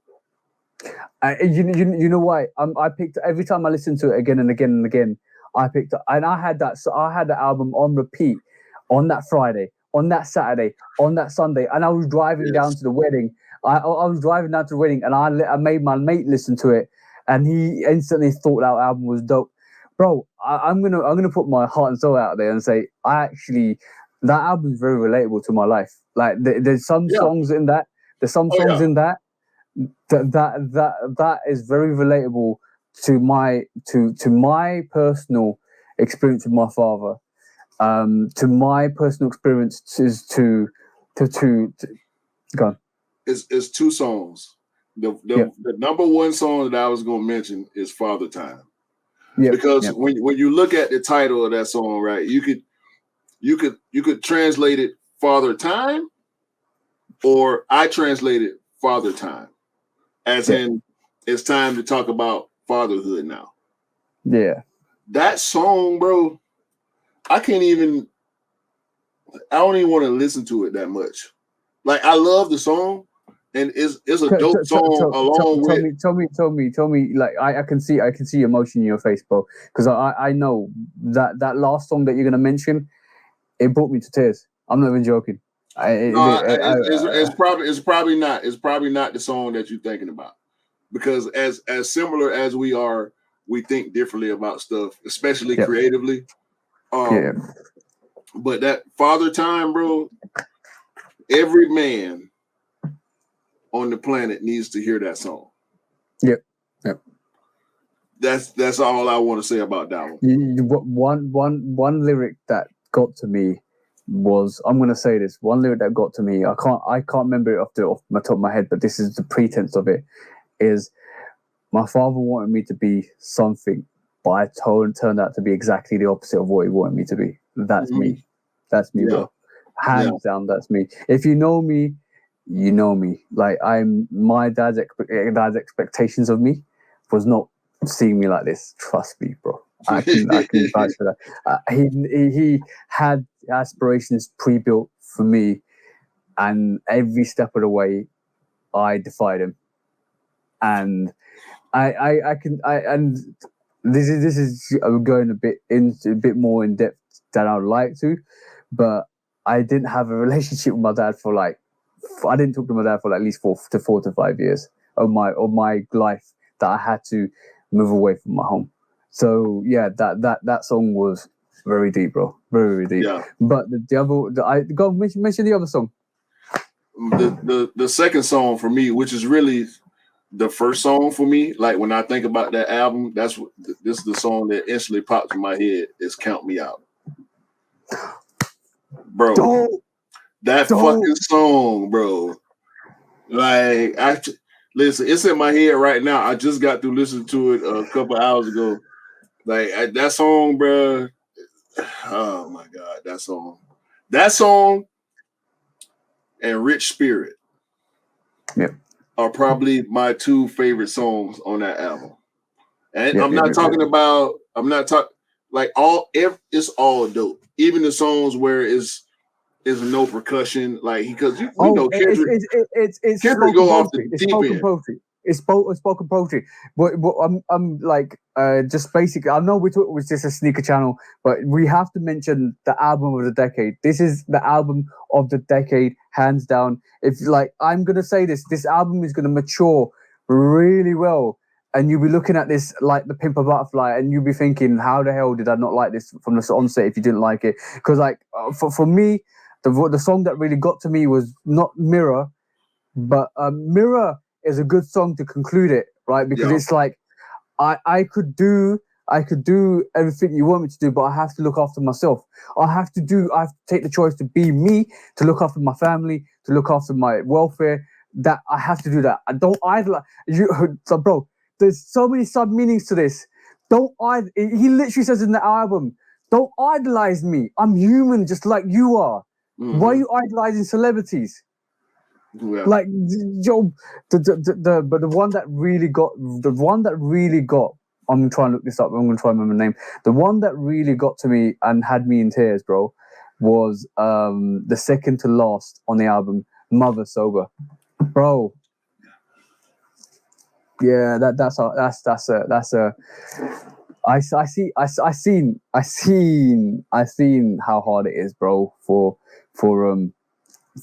my upbringing. So yeah. It's a dope album, bro.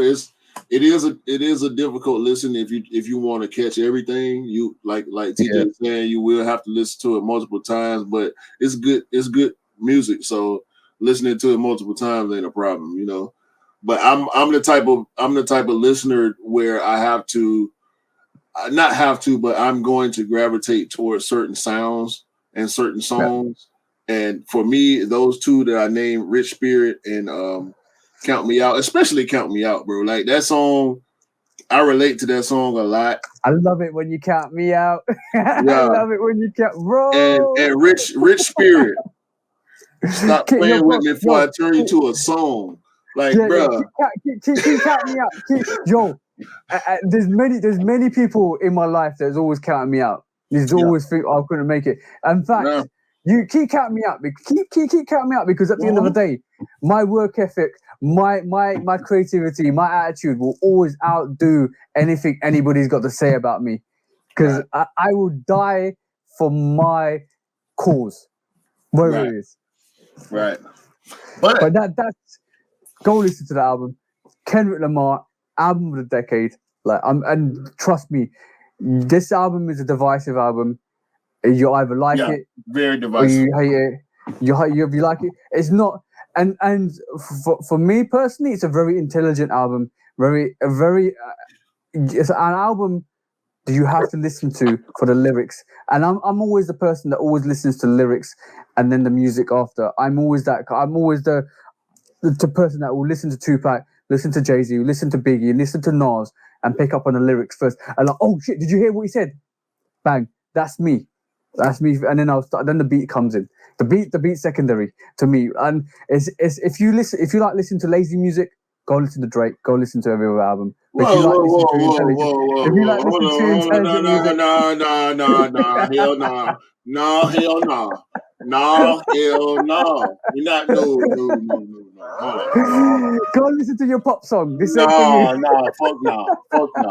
Because we was gonna have to have this conversation anyway. I was gonna bring this conversation to you, whether it was on the podcast or whether it was behind the scenes. Don't you talking about lazy and they gonna say Drake? Bro, stop. No. Stop, bro. Stop, bro. No. Okay. Well, I'm gonna say this. No. It's not commercial. It's not a commercial album. It's not an album that you can just listen to like on a vibe. Like sound a little better. This is what I'm saying. If you like it's not lazy music. If you like music, you keep wanting to call it lazy. That's how you really feel about it. That's why you keep. I heard that you said it's not. No, don't say how you feel. Say how you feel, so we know where you're really coming from. Lyrically, is so in depth. Every innuendo, every meaning. Look, I'm gonna say I'm always been a big fan of any artist that has got depth, has got real feel, has got like. Let me make this point. Why I say this? Let me cut you off. Please let me cut you off so I can make this point. Depth is defined by the artist, not by the listener. Yeah, so where you listening, when you listening to some stuff and you feel like lyrics are trivial. It's a connection. I understand that.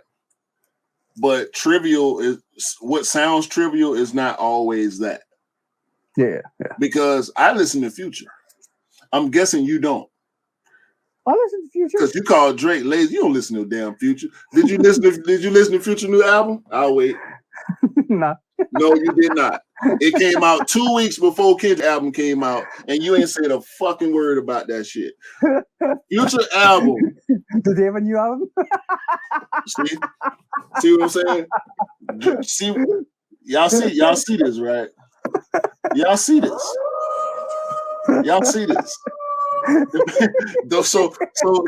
So look, let's not be so absolute about stuff, right? Yeah. When it comes to art, because it's the same thing when we talk sneakers, right? Some people love some sneakers that we would call trash. I know a lot of people don't listen to Future the way I listen to Future. Yeah. I pull tidbits and insights from all of the bullshit that he says, because he says a lot of bullshit. It's a lot of no. And I'm a really big Future fan. I love the music. I love his voice. I love his delivery. And then it gets to the lyrics. What is he saying?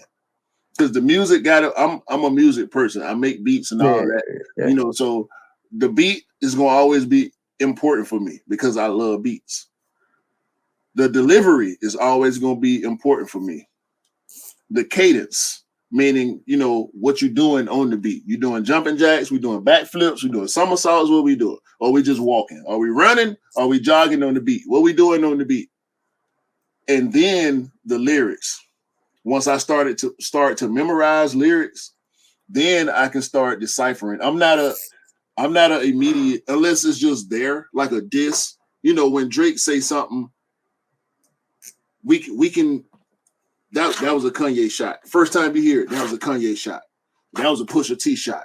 You know what I'm saying? When Tupac says, "Fuck this person," ain't nothing to think about. It's fuck that person. We know that's how he feel, right? With Kendrick, there's a lot of listening involved. There's a lot of deciphering involved. There's a lot of thinking involved. Yeah, that's also true for other people's music. If you know what type of person this is, right? Yeah. Future has a lot of depression lyrics.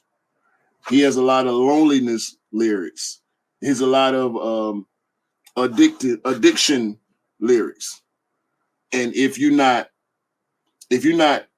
listening for that in between all the bullshit about my Lamborghini and my Rolls Royce and bad bitches and Christian Louboutin and Gucci this. I agree with you. Maybe I've used a disrespectful term, but I'm not basically saying lazy music. You got to kind of love the art. Like ASAP Rocky, like he lyrically, like as an artist, great artist. Like Drake as an artist, great artist. But the reason why I say what I say is because if you want to listen to a club banger, if you want to listen to if you want to sit there and listen to music and just get lost in the music and in the wordplay and the lyrics, go listen to Drake and go listen to Future and go listen to other artists. But if you want the depth, if you want to listen to something and it connects with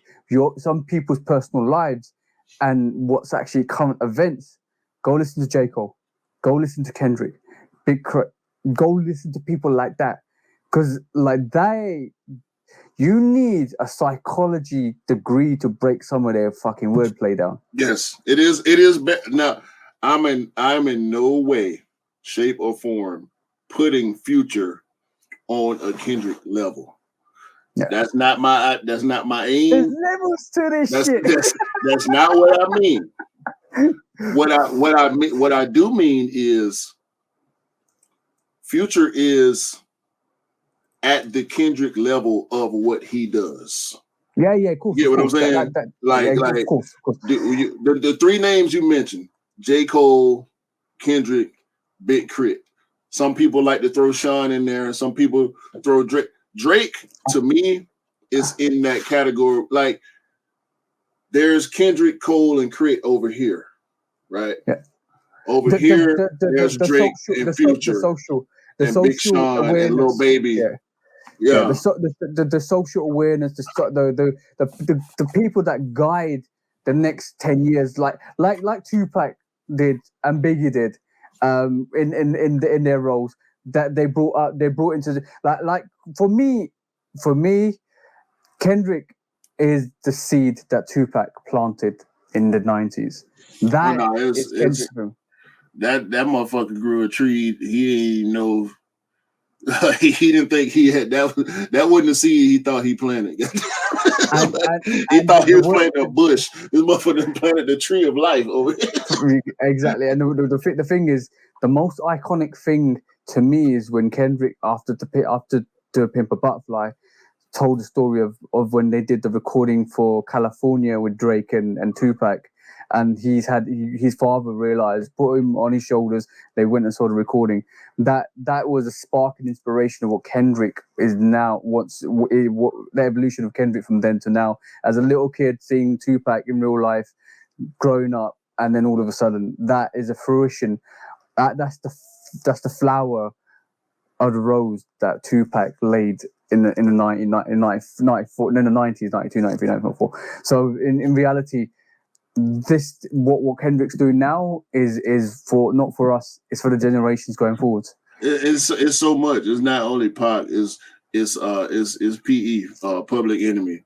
It's a little bit of Dead Prayers in there. It's some Nas. It's some Jay-Z in there. Exactly. Everyone. It's some Jeezy in there. Yeah, exactly. Every single one of those people have evolved. And you like we're talking about music, and unfortunately we got wrapped up in music at the moment. But we'll go back to sneakers. No, it ain't unfortunate. We can turn this to a music podcast if we want to. Just so y'all know, we can sit here and talk about music for 3 hours. We're multi-complex individuals. For me, the whole concept of that was when Kendrick says what he says, does what he does, the way he maneuvers. He does it. His body of work for every album is a story, like she said, a movie, a story. Good Kid, Mad City, Section 80, even the Damn album, the Pimp Section 80, bro. Section 80. Yeah. Oh my God, people, y'all don't understand. If y'all go listen to Section 80, cartoons and cereal, Reagan era, Keisha song, Rigor Mortis, bro. ADHD, Rigor Mortis. Rigor Mortis, man. You knew. Yeah, you knew, bro. High Power is a dope song. But that is the emphasis of what Kendrick produces. Kendrick will not release an album unless he's happy with the production. And like, just to touch on the album, just before we go back to sneakers, just to touch on the album. Like the way he comes across in the album, the way he pours his heart and soul out in the album, you have songs that start off really low and then go at high pitched level, like literally goes crazy and angry at the end. The way he comes in and he changes his flow from one bit to the other, and then like at one point he sounds like Baby Keem. Is in one of the songs. He's like, these niggas have be like, yo, bro, but like the fact that he takes the song, he can rap like your favorite artist, bro. No, Kendrick is your favorite artist. You don't even know it. No. He can do everything. Exactly. But he can. But if she's not your favorite artist, he'll rap for you like your favorite artist. You're like, whoa. He can do everything. It's just. Bro. I know we got lost in the sauce because the Kendrick album deserves at least 2 hours of our time to break each song down. Future album too. I never liked Future. But good music always deserves shine. Good music always deserves thing. But for me, like that album touched me to my soul. That album totally touched me to my soul. Yeah, it's there. It's definitely there. Definitely. One thing I say is we only get in our generation, we only get one, well maybe more, but like in terms of what we had with Tupac and stuff like that. But we only get a couple of people in our lifetime that will actually fight for our justice and fight for our rights and fight for social awareness. You're seeing Kendrick do that for you. Kendrick he's the epitome. He does so much great. Pretty much everything great, but then his artistry, his level of artistry is also like there are rappers that can wrap circles around majority of everybody that's rapping, right? Then there are people that make like Future that just make good songs. It sounds good. Kendrick is the rapidy rapper with the guy that makes great songs combined. You know what I'm saying? So it's everything for me. And he's not the only one, but he is currently he's elite level. One. Elite level. He's the elite level. And the thing. If you want to know, if you want to know why we so hyped with Kendrick, I'll tell you one thing. Due to his body of work prior, right? Everybody was trying to break down the album without hearing one song. That's how deep it is. Yeah, that's gonna happen. That's gonna always happen with big artists. He don't need hype. His name gives you the hype. Right. 100%. Okay, back to sneakers. We got lost in the sauce. Back to sneakers. So yeah, I'm just rephrasing it. No. So okay, cool. So next subject matter was what you want to look at, and this is quite an interesting one. This is the concept discussion. If you remember rightly. So as you can see on the screen, this is the Prada concept. I think it's fake, bro. I've come to the conclusion. I think this is a giant troll, but we're gonna talk about it anyway. Because in trying to research this, I could not find it anywhere. Okay. So I think this is a concept that somebody created and they posted it to their personal platform, maybe, or gave it to somebody to post just because it's interesting. But this is where we are in high fashion. Like these motherfuckers, they think they can do whatever they want to do. And somebody's gonna make this. Somebody is gonna make this bullshit, and it might not look exactly like this, but it wouldn't surprise me if somebody did make this shoe just like this and sell it for $1,000. So what's the difference between that Prada shoe and the Bellman shoe? Exactly. Somebody is gonna make this bullshit. It's already done, bro. This is £750. This you can get the bell. This is the black leather B bold sneaker, Bellman sneaker, and there's this one. So I'm gonna stop sharing that, and then there's I'm gonna just share this quickly. If you're watching this on if you listen to this, go and check the YouTube app for the visuals. But there's this one as well, which is another Bellman, and this one is the slide, the oval slide. So and this is, I don't know how much this is, because this was shown on the Paris Fashion Week summer selection or spring summer collection 2022. So that's another one. And last but not least is one we've been seeing all over Instagram at this moment in time, and people have been wearing it, people have been rocking it, and people have been kind of like intrigued by this. And this is the Bellman. I can't remember what the name of this is, but it's like the Kangaroo Jacks. Garbage. Right. So basically, it's all garbage. Listen, and Balmain, we ain't really talking about Balmain. However you want to pronounce it, bro, this is garbage. And this shit like this is the reason why we got this crazy ass product concept, because this shoe is actually in production, is in warehouse or store or wherever the fuck. I ain't buying none of that Balmain bullshit. The jeans, the clothes, I'm good on all that shit. Okay, now I'm gonna throw a spanner in the works, right? I'm gonna throw a spanner in the works. What do you think of? You just said that about the Bellmans, right? Or the Bellmans or whatever it is. Now, what do you think of this? Let me just pull this up on screen. Did I actually open this? Doesn't seem like I have. Hold on 2 seconds. Sorry, guys. So what do you think of the? I'm going to say the name. What do you think of the Air Max Scorpion? I saw that. I don't think I'm going to pull it up on screen. I didn't pay it too much attention. I'm going to pull it up now. 2 seconds. Just give me 2 seconds. I for some reason my tab closed. So this sneaker is now this was actually introduced in the Sneakers Live this week on to the UK and the US. This is it.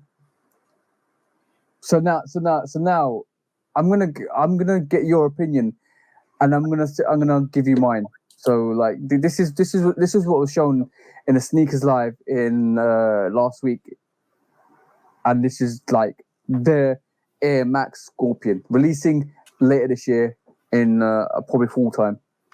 So what is your opinion on that? Call me what you want. I don't think that's bad. Okay. It's a Vapor Max with a raft on the bottom. It's nowhere near as bad as any of this high fashion bullshit that we seeing nowadays. It's not as bad as a Yeezy. I would think this is real ISPA. By the way, this is a sole. Yeah, that's retarded. That's crazy looking. They've got pressure points at the heel and the toe, which basically means that's where the most weird is going to happen. It's a Vapor Max. It's like a super duper Vapor Max. Yeah, and it does actually look like in hand. Look at that midsole. It's got like double air, top air units and bottom air units. So that's the in-depth look into it. But I'm gonna say one thing. Go. You finish what you're saying, and I'll say one thing. No, I'm gonna go for these. I'm intrigued. I'm intrigued because I'm gonna be honest. The Bellman, the Prada, the Air Max Scorpion, whatever's real, whatever's not real. I think we need something that at the moment all we're getting is Air Max ones, Jordans, or the same thing, different colorways, and like I feel people out there are trying to push boundaries and revolutionize different ideas, and I'm up for it. I don't think the Bauman's is trash, as you say. It's unique. It's unique. What? I think it's unique. I don't think it's trash. I think it's not for me. Definitely not for me. No. Not for you. No. But you got to get some now. No. I'm not gonna pay £750 for a bloody designer sneaker, bro. I don't love them. I think it's unique. It's interesting. I'm always good. I'm always up for design, different aspects. I truly believe that's interesting. The way it looks, the way it comes across, the way it is. Because it's like I'm intrigued of how it functions, how will it function, how well the design is. Even with the Air Max Scorpion, it looks like a hybrid of the Vapor Max, but they're calling it Air Max Scorpion. It looks interesting, definitely interesting. It's definitely Max Air. Yeah, maximize your airflow, creation of airflow. It's definitely Max Air. But I'm intrigued to see where the next, like we got the 270s that was semi hyped and it went away. Same as the what do you call it, Vapor Max. So I'm interested to see what the next phase is. I want to see what the next thing is, what the next revolutionary thing is. We had Air Maxes we're still living with in the 87, 90s. Jordans we're still living with the 80s. Like we have as a nation of sneakerheads, we've not really evolved from the 80s and 90s. We have. It's subtle things, but not massively. It's one of those casual versus collector things, because like I say often, I've said, I think at least the past couple weeks in a row, the casual sneakerhead rules. Mm-hmm. So the Air Max 2022, I don't like that shoe, but I see people wearing it all the time, every day. Yeah. You can't really go anywhere and not see somebody wearing that shoe. Majority of the stuff that's not hyped, majority of the stuff that we keep off our radar is being bought on a daily basis, is being rocked on a regular basis. People buying multiple colorways of the same silhouette, new silhouettes that they like, that are good. Yeah, they're not necessarily what we want, because we all want what we want, right? As sneakerheads, as a sneaker community, we know certain stuff we're gonna gravitate towards in general. We used to certain stuff. And that's just it. But this is why I say the Air Max Scorpion, even the Prada design not real. It looks unique. The Bellman looks unique. I'm just interested to see how it functions. I think it's unique. I'm not like I want to get it. I just want to know how it functions, how it operates, how it maneuvers, how comfortable it is. No. I just like I want it, bro. You want that shit, bro. You want them damn Balmains, man. Balmain, Bowman, Bellman, whatever. You want them shit, bro. I want to see how it evolves in the next couple of years. I think we're hopefully we're on the verge of some sort of sneaker revolution where somebody like when Yeezy came through and did the 350s and the 700s and the Yeezy range.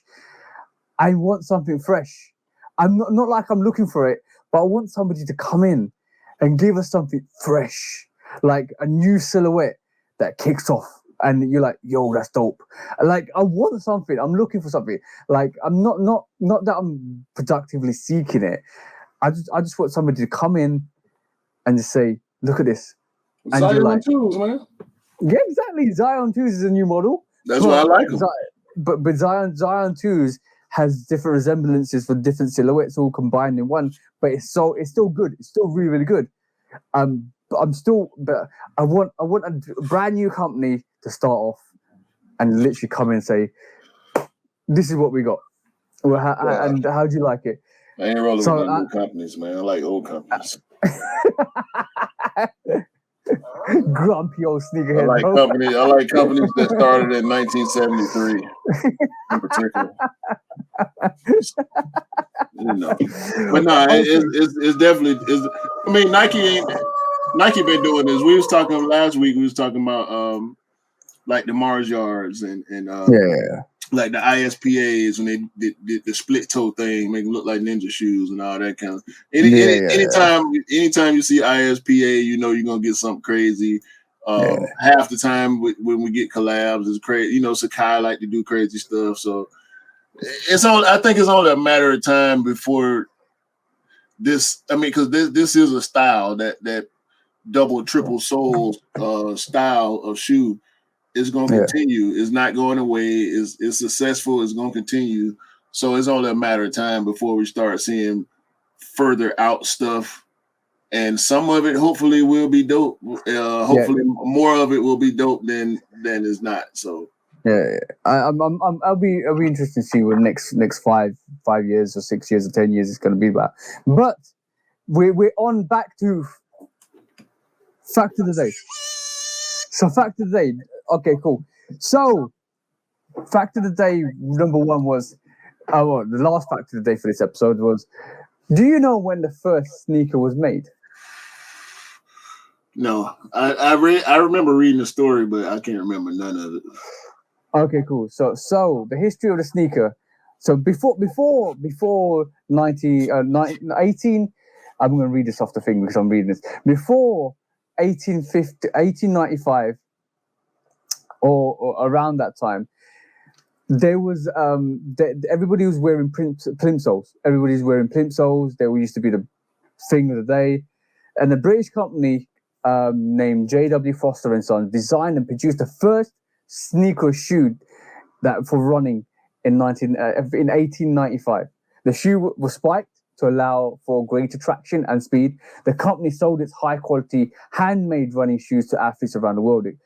Eventually receiving a contract from the manufacturer of running shoes for the Great British team in 1924. So, first official sneaker was designed in 1895, bro. That's a hell of a long time, bro. Hell of a long time ago. So damn, sneakers were around, and so basically in the late 18th century, people wore rubber-soled shoes called plimsolls all the time until around 1892 when the US company also came up with a comfortable sneaker that infused rubber sneakers with canvas tops called Creds. So that was the next revolutionization of the sneakers. So from the age of 1892 to 1895, that's when sneakers became a fashion, because back in the day, everybody was wearing plimsolls, and plimsolls is just plimsolls.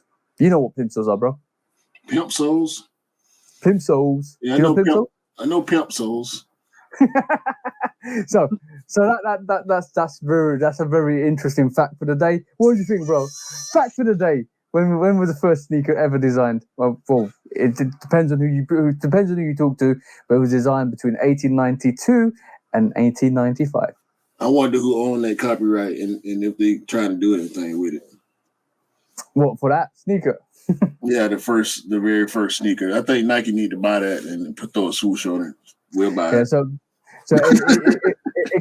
the revolutionization came when they rubber bonded a canvas out to a vulcanized rubber sole, so basically it kind of produced a sneaker, and then that's what actually made for better equipping for running and stuff like that. Otherwise, before 1890, it was just basically pimp soles, running in hard bottoms.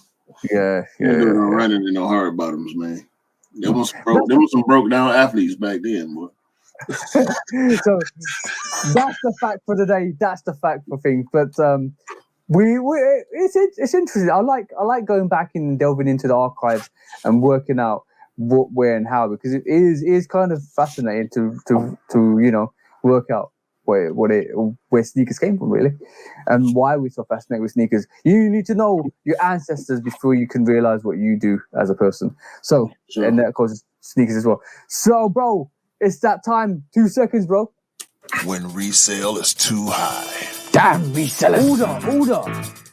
When hype beats go too far. These damn hype beasts. Order in the court. Order. When the back door opens. Guilty. It's time for order in the court. The sneaker court of public opinion.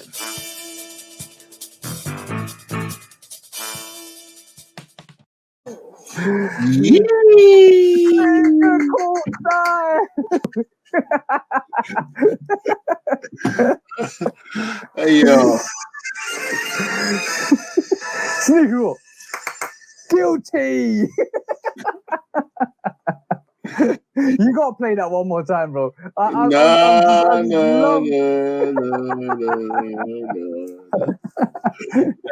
No. We can't give him too much. We can't give him too much of the sauce, man. We gotta keep some of that sauce, man. Hit rewind and watch the intro again if you like it. All right. That was a good intro. So what court case are we bringing to the court of public opinion? We judge public opinion today, bro. First of all,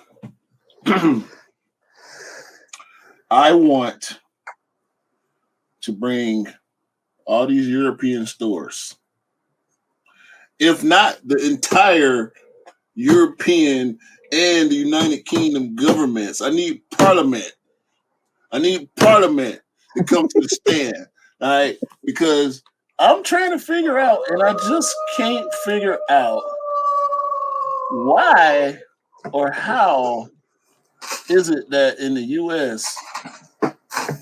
we can go on y'all website. Wait a minute. I just had it. God damn it. We can go on y'all websites and we can buy clothes.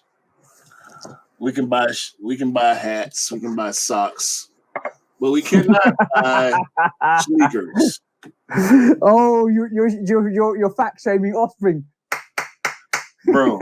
Order. Listen, I ain't got nothing to. I know how Offspring operate a little differently over there. With the way they kind of gatekeep a little bit. I guess I can say they kind of gatekeep a little bit. They try to do their best to protect the culture and protect the community. That's the good kind of gatekeeping. So I want to say I do want to give Offspring a shout out for that, because they despise reselling, and they'll cut you off if you get caught reselling, like you just mentioned a little earlier. Yeah. However, me being in the U.S., sometimes I don't have as much access as y'all have, and I think it's not fair. I think it's not fair that because a sneaker sells out in the U.S. and does not sell out in the U.K. or in Europe or Germany or Sweden, where some of these other stores are located, we cannot in the U.S. have access to this stuff. And I get it, because we know resale is a problem. We know resellers will pay the fees and the duties and the currency exchange of it all, right? But I'm trying to buy shit to put on my feet. and I can't. This is a screenshot from my phone. The other day when I tried to cop the Cleats Jordan 5 low. And as y'all can see, I couldn't go through with the purchase because country restrictions apply. This product is only available to be delivered in, wait for it, Austria, Belgium, Bulgaria, Croatia, Cyprus, Czech Republic, Denmark, Estonia, Finland, France, Germany, Hungary, Ireland, North Ireland, Italy, and the list goes on and on. The United States is not on this list. It's a bunch of bullshit. Order. It's a bunch of no. It's a bunch of bullshit, bro. I don't like it. I'm not gonna stand for it. I ain't got no choice, but I'm not gonna stand for it. Right? The fact that you said I'm not gonna stand for it, I ain't got no choice. Right, cool. I'm sick of it, bro. I'm gonna twist the script like I'm twisting the gavel. So you twist the script like I'm twisting that gavel. So why should Offspring send you something when Amamania, Union, even most of the foot sites in the States don't ship to the UK? That's not our fault. That's y'all's fault. Order. I'm making That's y'all's fault. Here. It's y'all's fault. How is it our fault? Because y'all been selling to us. So keep selling to us. They're making the playground fair, bro. No. I might have to throw this case out the window, bro. No. You know what? I really do think. I think it's more political than anything. Yeah. I don't think it's fair that y'all can't buy from us, and we can't buy from you. Can you buy clothing? No. We can buy certain clothing. I can't go into Foot Locker US and buy anything.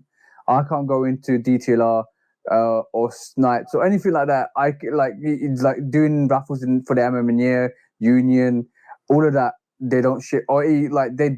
I think they used to, but they don't ship now to the UK. You can't put raffles in nothing, bro. Like literally, because y'all stopped shipping to us, so we gotta stop shipping to y'all. I don't. It's only fair. I don't know whether Union ever did it or MMA ever did it. Never put a raffle in with them, but well, maybe they did because the MMA threes came from MMA. So yeah, so in retrospect, yeah, something's in the air.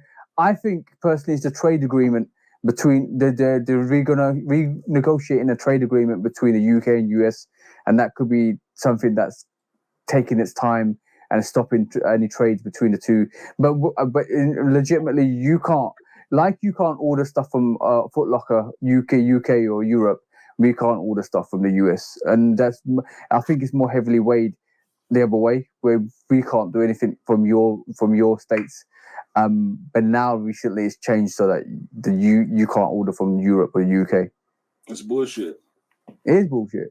It's bullshit. On that, guilty. Make sure we get the pairs worldwide. Whoever the foot sites, whoever the people are. Nike should be making sure everybody gets the right pairs for the right person. Doesn't matter what state, doesn't matter what rented land you live on, because nature Earth will take it away from you in a second. This is not our land. This is the land of the Earth. So make sure trading's universal. So hey, y'all make sure that happens. Y'all get so much stuff, bro, that we can't get. I mean, it's sold out over here, and then I talk to you, and you like, bro, they massively sitting. Like, what the fuck, man? Get the fuck out of here, bro. You know how many people was chasing down J5s and Pollen 1s and shit like that? Like, all them dunks, bro. Last year, when the dunk wave went crazy, y'all had all the dunks, bro, sitting on the shelf. Acid dunks for sitting, everything collecting dust, bro. Lows, highs, not SBs. SBs don't ever sit anywhere. So I think you need to pull out we need to pull out the yellow shoe for the foot sites. You can't pull out the book for them because it's not their fault. It's the government's fault. So at the end of the day, for the foot sites, you get a yellow sneaker. Get your shit together. even though they're not guilty, it's the circumstances of the government. So, and you can pull the sneaker book out for the governments. This is for all your government officials, and our public opinion of you is guilty because you're full of bullshit. US and UK both. Y'all get this. Y'all take this, put it in your back pocket, pull it out when y'all meet each other and exchange books. Right. Next case. How many cases have we got on the docket at the moment? That's the only one I really had that I wanted to. Okay. I have maybe two more. Okay, let's just run through this. I'm just reading through the notes. But sneaker news. Guilty. All right, cool. This is one of the cases. I know everybody says I should be independent, but I'm the judge of public opinion, and my public opinion is that Nike need to give us these fucking Air trainers. What trainers? What you talking about? Yo, bro, how come we never got the Air Trainer SC High? We ain't got none of those Bo Jacksons. Because y'all don't like American football. But I want them. Okay. So, come on, bro. What do you think will be the outcome from SC High trainer release? What in the UK? Yeah. Well, people like me, Blazing Guns, maybe Benzino will pick up the sneakers. I know you and Benzino, definitely Benzino, because I know Benzino wanted the Griffies, because y'all didn't. I don't think y'all got those either. Exactly. Give us the sneakers that we want. Like at the end of the day, God, at the end of the day, the appreciation for the sneakers there. How can you build a brand and of like a Bo Jacksons or a Trainer SC High, showcase it because now sneaker news and sneaker information is worldwide. Everything you see, we see, and when we want it, look, this is retarded to me, really retarded, right? Sorry about using the word. I shouldn't be using it, but this is very. I don't understand how you can say I'm going to release this for the US, and then you building the brand in the US, but you want to give more publicity outside. Why don't you just showcase that sneaker a bit more, market it a bit more in the UK and Europe, and bring more attraction to it? It will sell. That's okay. So let's go back, right? Let's go back to the late 80s and early 90s when these shoes were at their peak. There was the one episode, I can't remember which one, where we talked about like trainers from the 90s, right? Yeah. So there's American football and then there's baseball. How big is baseball in the UK? Baseball is not as big as American football. But American football, like you keep talking and I'll tell you exactly why I think that's not relevant now. Keep going, bro. No, I think it is because there's a history, there's a track record, right? So when you looking, and I hate analytics, but sometimes it makes sense. Like not necessarily analytics, but when you look at statistics, right, in history, American football is just football here. It's not American. It's NFL. It's NCAA. It's high school. It's middle school. It's Pop Warner. It's park leagues. Football is the number one sport here. So when they release football trainers, football shoes, not cleats, but the off the field stuff that's associated with players like Bo Jackson and Junior Seau, Deion Sanders, and then we talk about baseball. We got King Griffey Jr., right, which is really the main one. Mm-hmm. Frank Thomas had a Reebok back in the day. I don't know how Reebok is with this stuff. Maybe they came out over there, maybe they didn't. But all this stuff is mainstream here. Like when Bo Jackson's come out, that shoe was so hard to get, bro. It took me 3 months to track down a pair for myself and for one of my coworkers. That shoe will sit over there. I bet you it will. It's gonna sit harder than any Jordan they could put out on the shelf because y'all ain't got no attachment to it. Come on. Y'all ain't got no attachment to that, bro.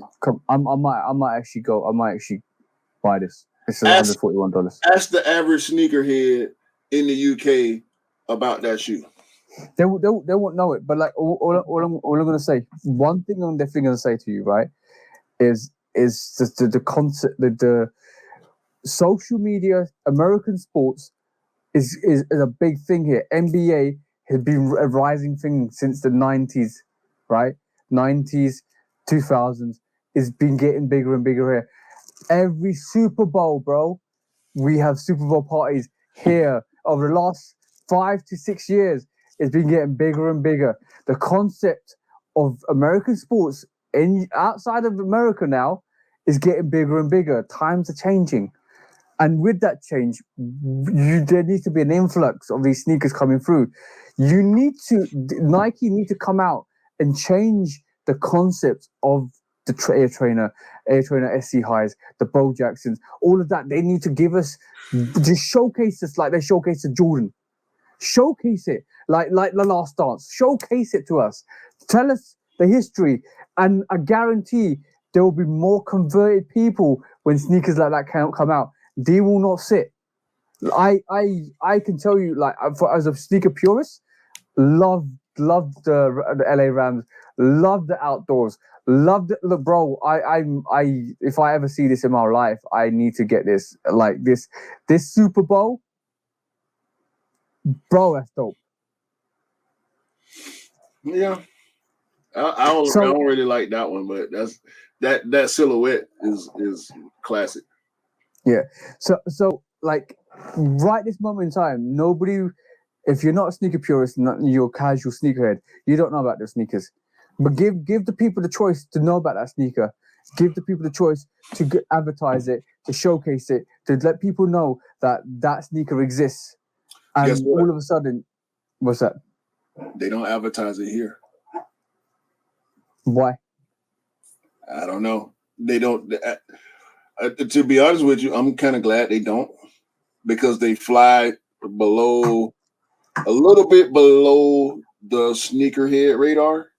Mm-hmm. Because there's a certain level of appreciation that I feel like you need to have to even want to get a trainer, whether it's the Griffey Max, the Trainer SC Highs, the Trainer 3s. You got to have a certain appreciation, whether it be from nostalgia or just from a style standpoint. Now, when you look at the shoe, it's undeniable. Like, it's just a dope ass shoe. Like, is an OG. Is from the beginning of the visible air bubble era. You know what I'm saying? It's from the late 80s, early 90s. It was attached to a household name. If you had any football fans in your house, and even casual people, like the commercials, the Bo Nose commercials, legendary shit, man. But they don't advertise them here. They come out. We see them on sneaker media, like we're looking at them now. They fly under the radar. If you see them, you better get them. If you don't, you won't see them no more. They barely restock. Like they when you see them, you have to go in. And I saw this past week, there was the Bo Jackson, the Royals colorway. We know he played baseball for the Kansas City Royals. There's a white, light blue, and dark blue pair of Trainer SC Highs. Bruh. Pull them up, bro. Pull them up. I literally, as we speak, I just put a bid in for the outdoors. Trying to see if I can get them. Look at this shit. Look at this gloriousness here. This is gloriousness right here. Look at that. That is dope. shit right That's there, dope. That's bro. dope. These released. This shoe released at one store online. It's over. By the time that link was maybe 3 minutes old when I clicked on it, done. 3 minutes. But by the way, the back tab looks like you know what Nike at the back. It looks like a Hirachi at the Where back. do you think the Hirachi came from? I know. I'm just saying. The Hirachi is a trainer. Yeah. Bo Jackson wore the Hirachis. That was the first shoe that he wore. So we were calling Bo Jackson. We were calling Hirachis Bo Jacksons before we knew they were called Hirachis. You see him on the commercial. This Bo knows he making moves and he all glistening and shit. Football training, blah blah blah, whatever. And bruh, you like that, huh? You like that? Already seeing this, bro. Already seeing this. This is an OG colorway, the Auburn colorway. Bo Jackson went to college at Auburn University. This colorway also released out of nowhere. I mean, the blue. Ask me if I got a pair. Did you get a pair? Hell no. They was gone. They was gone, bro. So like to be honest with you, I understand your standpoint 100%, and I want to be madder about it. I would probably be as mad as you are, but these shit's hard to get over here too, and they don't advertise them. They're not coming out on sneakers, bro. If they do, it's a place filler. Okay, we having a slow week. Only 2 sneakers releasing this week. Let's throw the Bulls up there. Let's throw the Royals up there. Let's throw the LA Rams. I can't even remember if the LA Rams. I don't think they released on sneakers either. They did release on Nike. Just like these Auburns and those Royal colorways. Hopefully they bring back the OG black and gray colorway of the Bulls. Yeah. The OG had the 34 on the back, by the way, which was I mean, goddamn. Like, bruh, it's tough. It's tough. So on that note, we're going to say this. Guilty! Release those Air Trainers properly. Because everybody deserves to get the Air Trainers they want. Yes. It was. Okay.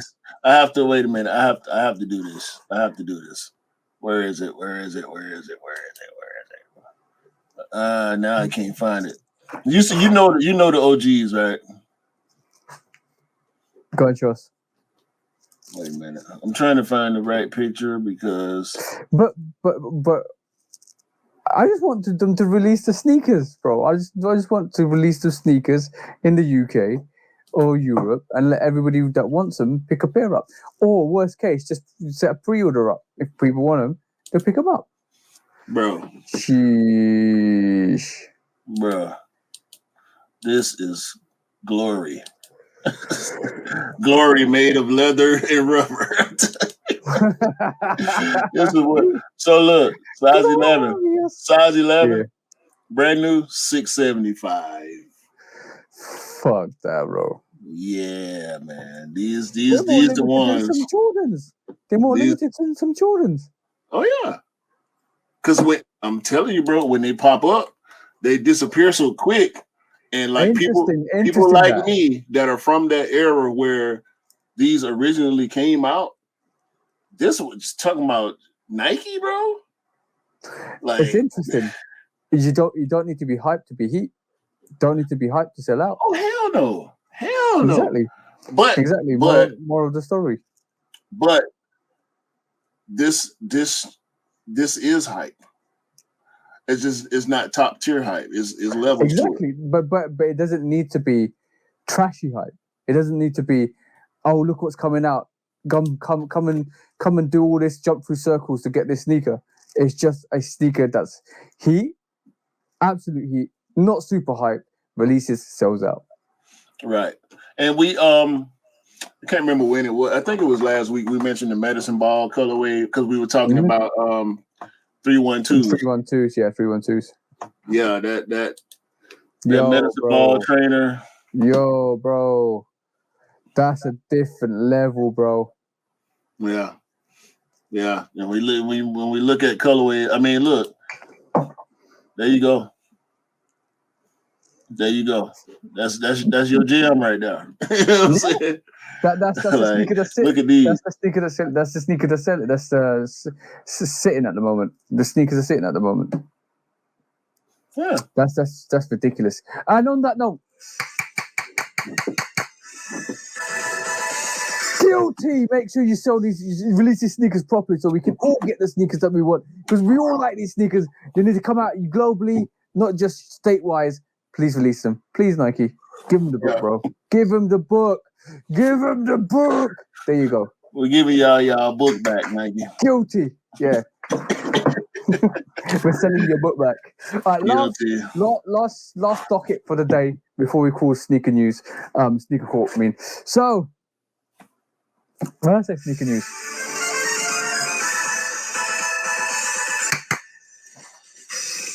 next court case is on public opinion is these resellers spiking up the prices, making some foo-foo confirmations of stock.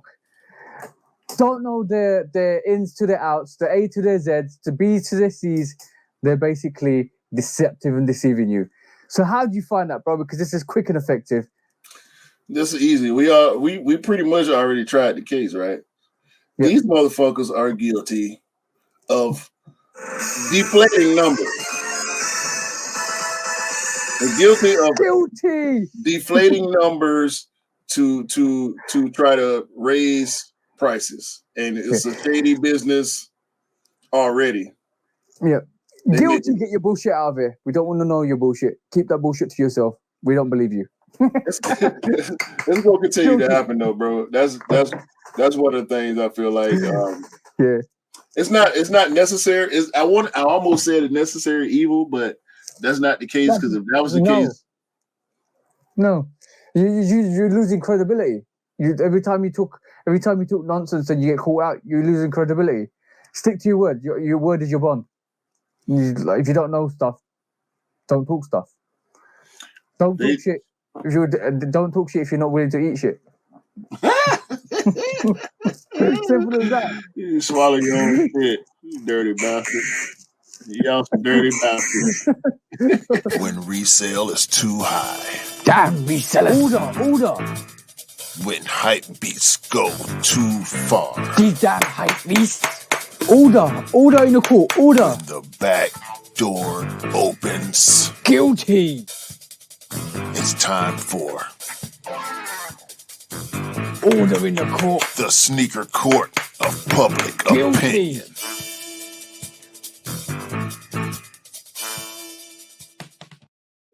Well, that was this week's sneaker news. I still got some wig bits on my head. Wig bits. The wig bits is shedding, bro. Wig bits is shedding. Hold on, man. You gotta get the wig manicured, bro. We can't have the wig shedding on live on the podcast, man. We can't do that. We professional. We professionals over here, man. That was. I'm enjoying this segment. It's gonna. I think it's gonna be popular going forward as well. This is great. But before we finish the shoot on podcast, we're coming up to 3.5 hours. Before we finish it, there's two things we need to quickly discuss. One fact of the day, and then we'll do our lose, choose, or dump, and that will be it. So last fact today, I was actually going to be talking about sneaker terms and bullshit, and one of the things was reselling and resellers, but we'll basically deal with that next week.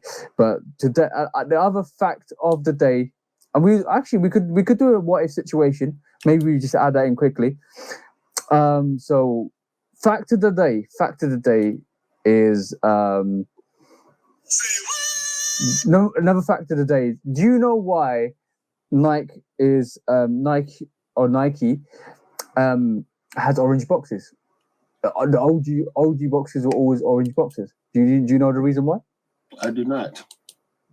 Okay, so Phil Knight was basically organizing his sales, and he found that orange boxes would stick out more than every other box because every other box didn't have color. So basically, designing an orange box meant it draws the attraction to the box. You're intrigued to see what's inside because it's very colorful. So when you had shelves, you had all the boxes, and then you had Nike's orange box there. It drew everybody to that box. They're like, okay, what's this? Marketing 101. What's this? You go in, you check it, you look at it. Oh, I like this, and you walk away with it. It beat the competition for what it was doing. So that's why Nike did orange boxes from the onset. So that was another fact for the day, bro. That's 3 facts a day. That's dope. It worked. Very dope. It worked. It worked. It still works on me. Exactly. I see an orange box. I got to open it. Yeah, exactly. And your bro, Cam loves orange. That's the reason why. Cam told Phil to make all the boxes orange. Yes, before he born. Okay, so another quick thing we're gonna move on to is I'm not gonna do that. No terms of bullshit. So, what if situation? Okay, so what if situation, right, is let me find the adequate thing for it. Oh shit! Here we go again. So what if situation, right, is what if you could change the current climate of sneakers? What would you do? So how, like, the current climate of sneakers, you're the boss of Nike. Phil Knight's retired, and he said, "Yo, Q, I want you to be the boss of Nike." Now, how would you go about changing, or what would you do as the boss of Nike? Probably increase production. Bro, how did I know he was going to say that? How did I know he was going to say that? I would do that for one. I would also, and this is just speaking from personal feelings.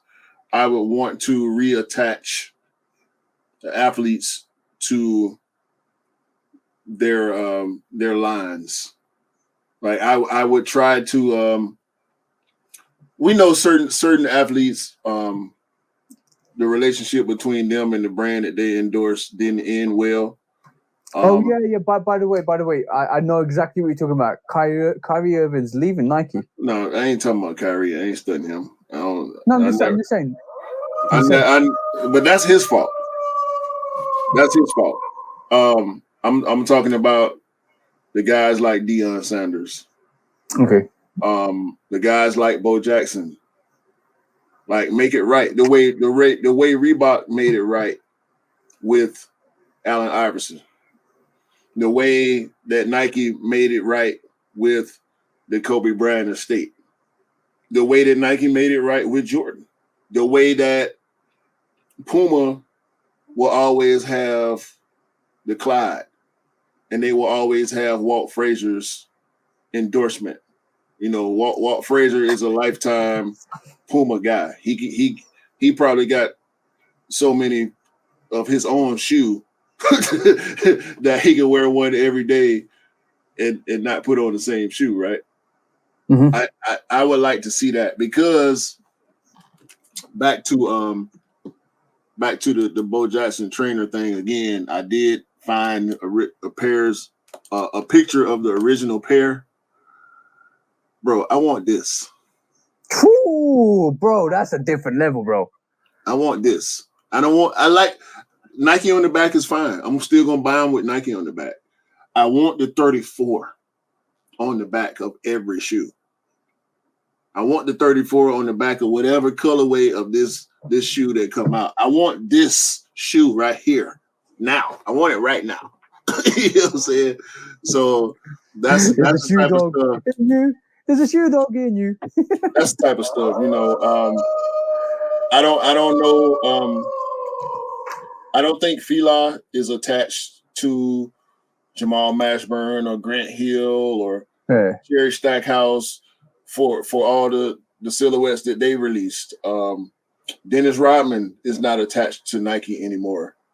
And we also know that Nike owns Converse. Dennis Rodman had Nike shoes and he had Converse shoes.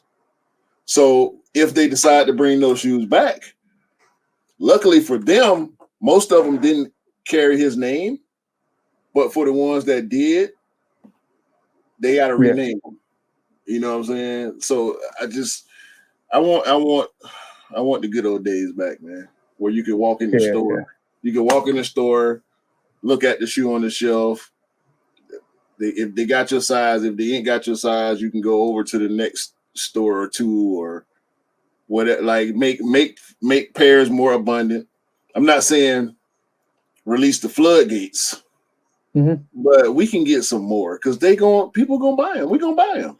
Do you think the pre-order status will be quite interesting? Basically, because the way I look at it is, if you were to say, yo, we're gonna there's like this moment in time, we're saying, yeah, cool. We're gonna release to Chicago in October time. We've got 6, 7 months, 8 months, 9 time lead time. Who wants Chicago 1? Me. How many do you want? 2. Right, cool. Put your order in. Pre-order it. I don't think that's going to happen. If it does, I don't think it's going to change much. For one, people are still going to use the same methods that they use now on first come, first serve and raffles. People you can create an email in 2 minutes.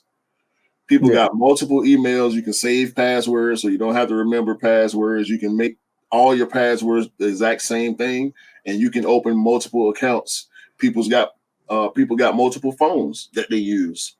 Yeah, but the only difference is like if all of listen to this. If all of us were able to pre-order Chicago, right? Like say you got Chicago, I got Chicago, everybody got Chicago, and then like literally you took a double up as well. Nike app told you how many pairs you want. You just one per customer. I get one. My girlfriend gets one for me. It's a double up, right? See what I'm saying? So all of a sudden we got pairs. These resellers can get hundreds of pairs. Do what you want, but everybody got pairs. Everybody ate. So now how are they going to sell them? Unless they sell them 2, 3, 4 years down the line, there's no reselling that. That's what's going to happen.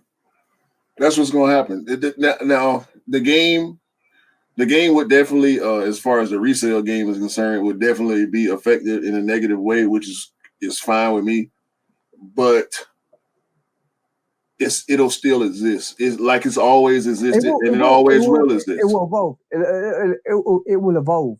The way it will evolve is if Nike did pre-orders, and then you can order the sneaker you want because that would dictate the demand. Not only will it reduce the cost of manufacturing because they know exactly the amount of pairs that they want to put in and make and sell, then there was no excess pairs that anybody else wants because they don't. Think of it this way: if everybody wanted a Chicago 1, and they had 1 million orders for a Chicago 1, done deal, done. Here you go. But then they they released a GR. So just say like this: they released the Jordan 13 Royals, right? And they only got 100,000, 200,000 orders. All of a sudden, you just manufacture those and send them out. But what happens is you save manufacturing time, you save materials, you save a lot of shipping, and you also save on giving it to other people, other foot sites that just sit there, and then you direct to customer automatically. And second to that, your revenue streamline to demand of that sneaker. There will always be demand, but you save on the wastage as well. There's massive savings on wastage. That's all wishful thinking, and some of it I will agree with. Some of it I have to disagree with because I can foresee lots of logistical issues going on, that kind of stuff, with people ordering just direct through mail There's going to be a lot of shipping issues going on. There's going to be a lot of theft going on. We're talking about loss prevention. Shit, that there's going to be a lot of theft going on. Of course, there's going to be always ironing bits. There's always going to be ironing bits. Think about the people. No, so because we're talking about pre-ordering before manufacturing, right? Yeah. So manufacturing, let's just say 5 months. A lot of people don't know where they're going to be in 5 months. You might be living with somebody that you won't be living with anymore, but that's the address you use, and you can't change the address. So now this person that you can get confirmation. You can get confirmation of address. You can get confirmation. You can pre-order to the address you've got, but then you can get a confirmation 2 weeks out. The confirmation that this is your address, like literally just say yes, I still live here. Yes, I still want not you have to take them. Yes, this is my address, or validate a new address that you want to send them to. Simple. That's done. So now we talking about more work being done, more infrastructure. Admin. It's admin, bro. But still, it's exactly like taking. All you need to do is update your sneakers account, because that's the address they'll ship it to. Bro, I've seen people. I think I told you about the Cool Gray situation where I walk in Hibbett, and of course there's a line out the door because there's Cool Grays, right? Yeah. Guy hits on the app, and it was a bullshit situation, but his address on the app and the address on his ID were different. They didn't give him his shoe. So like shit is gonna happen, bro. It's Murphy's Law. Yeah. With the sneaker culture, like what can go wrong will go wrong. Popular shoes are gonna always make their way out the back door. Popular shoes, hype shoes are gonna always sell out. The prices are gonna be what they are. There's no set price on none of this stuff as far as resale is concerned. Who drives the market? Whether it's the StockX's and Goats and Flight Clubs of the world, or maybe it's the local reseller, maybe it's the online bot reseller, maybe it's influencers or gatekeepers or whatever. All these people, they're gonna find ways to fuck it up for us. They will. They will. But basically, that's stuff you can iron out, bro. That's stuff you can kind of do and iron out, and along the way you can keep adapting.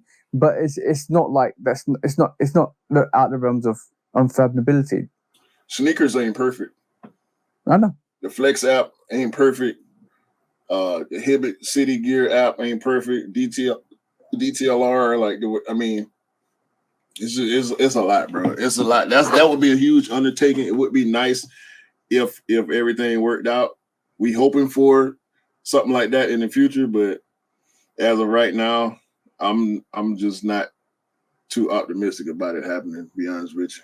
Yeah, it's an interesting concept, because it could, if they could pre-order that direct to client, that's a massive thing. That is a massive thing, if I'm really honest. Yeah, it would be nice, but again, like what I said earlier, I would have low expectations, because I would not want to be so hurt when the bullshit takes place. You know what I'm saying? At this moment in time, we don't know what the bullshit is, but it's like with reselling, it's always going to evolve. It's always going to evolve. Now, what the worst thing they could do, like what you could do if you take over, would be like, okay, cool, I'm going to do pre-orders and stuff like that. But then that's what you're going to do if you take over. Okay, if I take over, and then the worst thing I could do is limit the time and not give everybody a chance, because the whole emphasis is to give people the time to get their order in and everything. Like Nike ID, I said you gotta give like a 20-minute slot, 50-minute or half an hour slot to design your sneaker and to check out, right? Otherwise you lose your slot. The same thing. You can't. We're so infused in driving the hype of a asset or a sneaker that it's all of a sudden you're like, okay, cool. I'm more worried about how limited the sneaker is. than to just pre-order it. Like, okay, cool.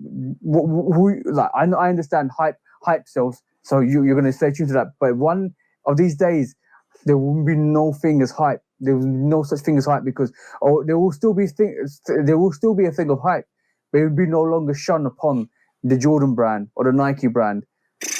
It will happen. Trends happen, bro. Like all the trends in the 80s are coming back. Right, trends always happen. There was a point in time when we didn't have this hype. We didn't have any.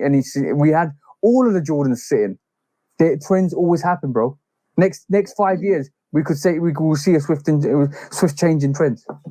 Yeah, thinking about the past thing. Yeah, things change. Things will change. Look, bro. If the saying's correct, then we hit recession, right? Or recession's around the corner, right, bro? Things are gonna change massively. Yeah, no doubt. But this culture that we in, bro, that we live in, is just so. It's so bad. It's so good, but it's so bad at the same time. Yeah. Like you half the time you don't even have enough time or energy to even look at the stuff in the middle because it's either very good or very bad. And when I look at the very bad end of the spectrum, people are gonna find ways to get around certain practices and I done seen so much crazy shit, bro. When it comes to this sneaker culture, man, I don't feel like that pre-order system, because I've heard different people talk about pre-order systems before, and it sounds good, but it in the back of my mind, there's always, we know people are actively creating ways to get around whatever the current system is. Yeah. It's gonna continue to happen, man. Oh, wishful thinking. Okay. Wishful thinking is great, though. It's always good to kind of come up with new aspects and ideas to challenge the norm, and then that's what we do on here on the Shooter Podcast. I like playing devil's advocate sometimes, though. Yeah, it's good. It's good fun, isn't it? But on the devil's advocate, let me put this. If I had the volume up, that would have been better.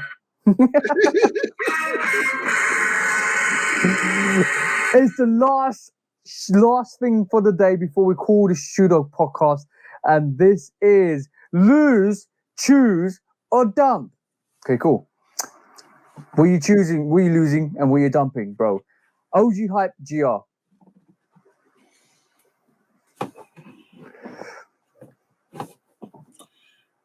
I'm going to choose the OG. My boy. Round of applause. I'm gonna put this up here. I'm choosing the OG. Hold on. Wait, bro. Round of applause for Q. That's the choice I would have made. Same. I'm choosing the OG. I am.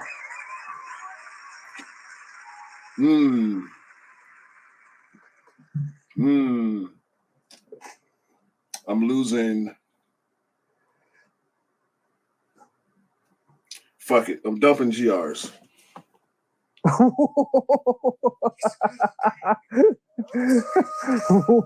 What makes that choice?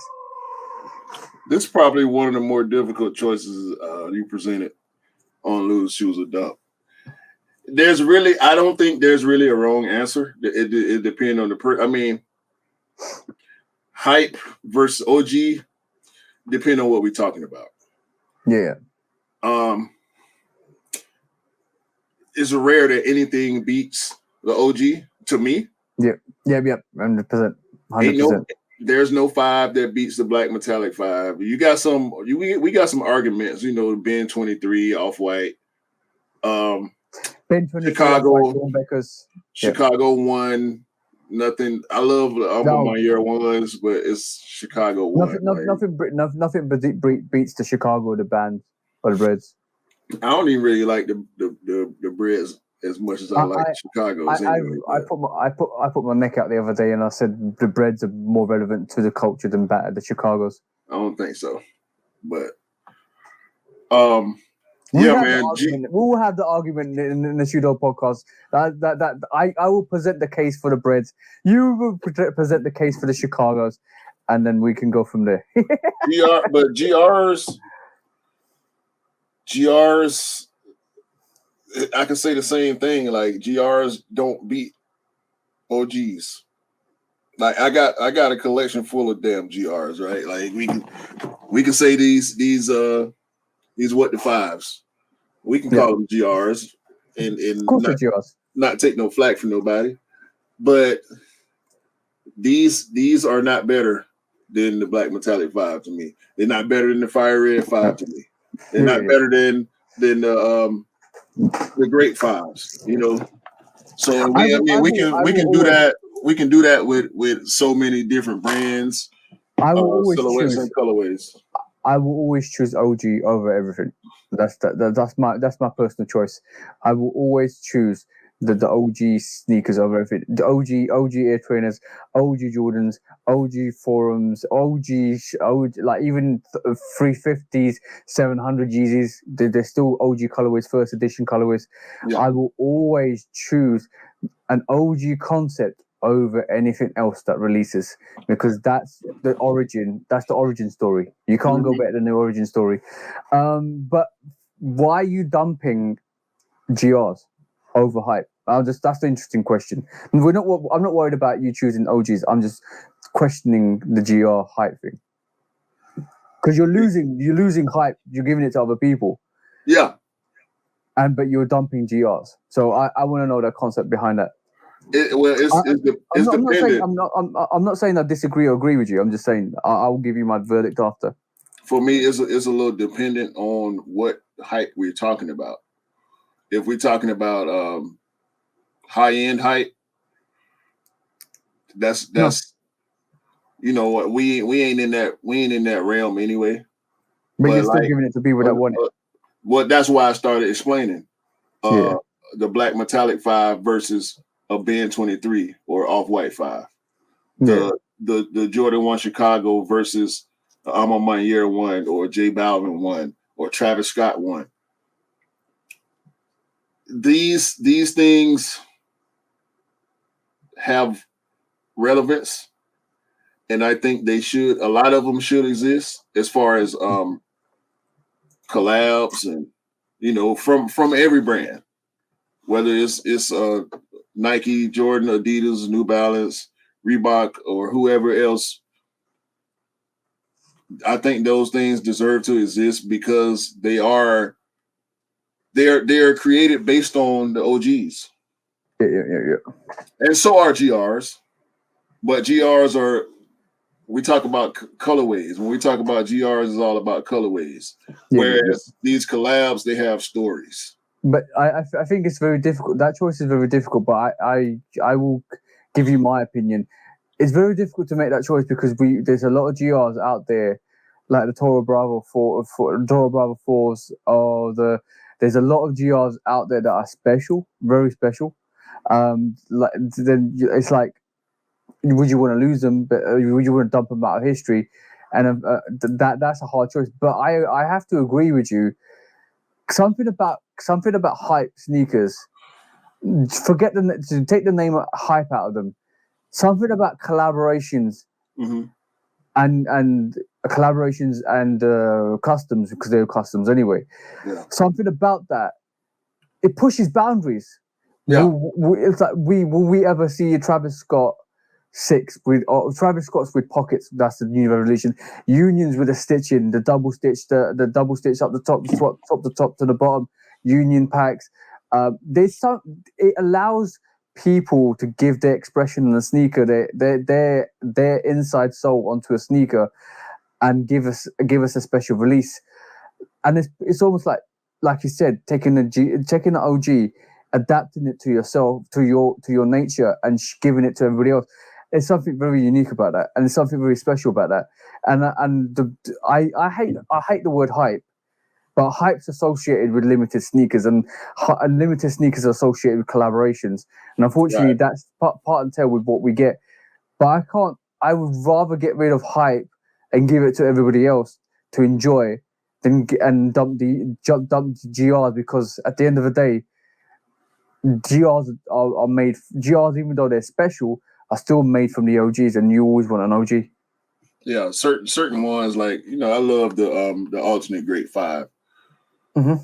If without the Great 5, there would be no alternate Great 5, right? Yeah. You know, so I mean, if I don't get a purple or all purple Jordan 5, it won't kill me, especially if in this instance I don't even know it existed.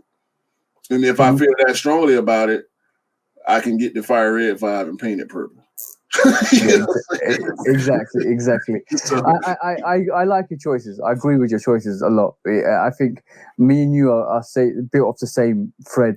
So I was always, even though we're interwoven differently, but I like the fact that we will both pick OGs over anything, that we're choosing that to have for ourselves and everybody.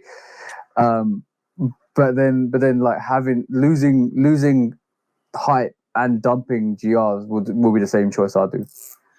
Yeah, either way, we won't have them. The one choice we'll be able to at least see them. But I let people. It's the freedom of expression on a sneaker, and that's what I enjoy about it. Yeah, for sure, definitely for sure.